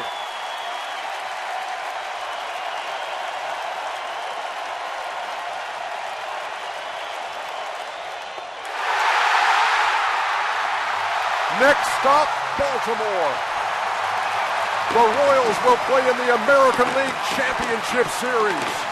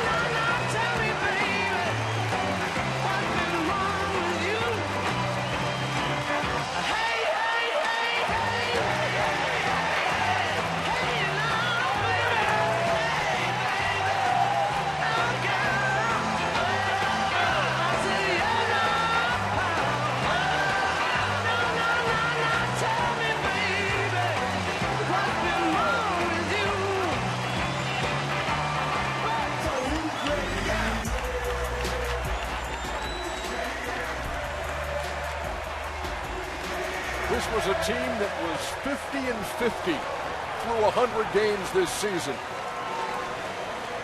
Then went on a tear in which they won 22 out of 27. They battled Detroit for the lead in the AL Central. Wound up the #1 wild card. And now they square off with the Baltimore Orioles, against whom they took 4 of 7 in the regular season. The ALCS beginning Friday at Camden Yards. They started this postseason with 7 different players stealing 7 bags against the Oakland Athletics. They did it with their defense, especially in the outfield, where they seemed to catch everything. They're on some kind of roll. I don't know whether you want to have so many days off. Let's just keep playing. And they did it with the home run ball. 2 by Moustakas, 2 by Hosmer, a team that hit only 95 all season long. In the middle of that celebration on the field is Matt Weiner. Matt. Very wet and very happy Kansas City Royals. Shades of 1985 down here. The Royals headed back to the ALCS. You just made short work of the best regular season team in baseball. Why did this end so quickly? I don't know, man. We're catching fire at the right time right now. And it's a blast. We got a whole city behind us. We got a whole community behind us, and everyone believes, and it's been a lot of fun so far. Another 2-run homer for you. I know you struck out a couple of times, but how confident are you feeling right now at the plate? I'm feeling good. I'm seeing the ball good. I'm getting the table set up for me every time I come up. So, you guys are getting on base. We're making big plays. We're making big pitches. We're doing it right now. You brought James Shields here to be big game James. This is a big game. He might not have had his best stuff out there, but he did the job for you. Yeah, but he battled. That's what makes him a big game pitcher right there. He doesn't have his best stuff, and he can still battle and find a way to grind it out for us. That's what puts him above the rest. Is there anything that Lorenzo Cain doesn't catch? I don't think so. I haven't seen it yet thus far. He's unbelievable. That's been all year. That hasn't been just the postseason. How great is this? It's unbelievable, man. All these people deserve it. They've waited, obviously, a long time. We got the right group of guys in here that are fighting for him, and this is fun right now. Enjoy it. We'll see you in Baltimore. Thank you. Appreciate it. Champagne supply in Kansas City got to be running low. Tuesday night, and now on Sunday night they will celebrate. There was George Brett. Final out. No one prouder than the greatest Royal ever. For the first time, team with the best record in Major League Baseball swept in a division series. That's the story for the Angels. Let's get more on the Kansas City side down there with Matt. Yeah, EJ, the Royals trailed for the first time in this short series in the first inning, and Alex Gordon took care of that with a triple. Take me through the at-bat and the moment for you. Yeah, got 2 strikes on me. Just wanted to make something happen with the bases loaded. Put it in play and got a good pitch to hit and put a good swing on it. So, after they scored 1, it was a good thing that we responded like we did and, kept the crowd into it. These fans have waited, obviously, a very long time to return to the ALCS. It wasn't that long ago you were one of these fans waiting for the Royals to return to the ALCS as a kid growing up in Nebraska. Put it into perspective for me what this means to you. It's great. We've been working all year for this, and it's been a lot of hard work. And the fans have been with us, for the last couple of years, and it's been great that we can celebrate it with them now. And they're giving us a lot of excitement and energy throughout the game, and this is just a great atmosphere. The Angels came in here as the best team in baseball in the regular season. You guys thoroughly outplayed them over a 3-game series. Is this the best you've played all year? Yeah, and it's the best time to do it. So we're really clicking on all cylinders right now. Our hitters are starting to, swing a little bit up and down the lineup, and it's a great thing. So we like how we're playing right now, and it's going to be a fun series against Baltimore. I feel like I should stop quoting the stat about being the team that hit the fewest home run in the major leagues the way you guys are going lately. We find ways to win. We got an interesting team with speed, defense, and pitching. So we've been doing all year, and we don't care if we hit home runs, but we just care if we win. It's been fun to watch. Congratulations. Okay, thank you. EJ. Thank you very much, Matt. You look at the styles of play between Baltimore and Kansas City, as you see Bill Self, the great Kansas basketball coach right there. Baltimore hit the most home runs. Kansas City hit the fewest. Kansas City stole the most bases. Baltimore stole the fewest.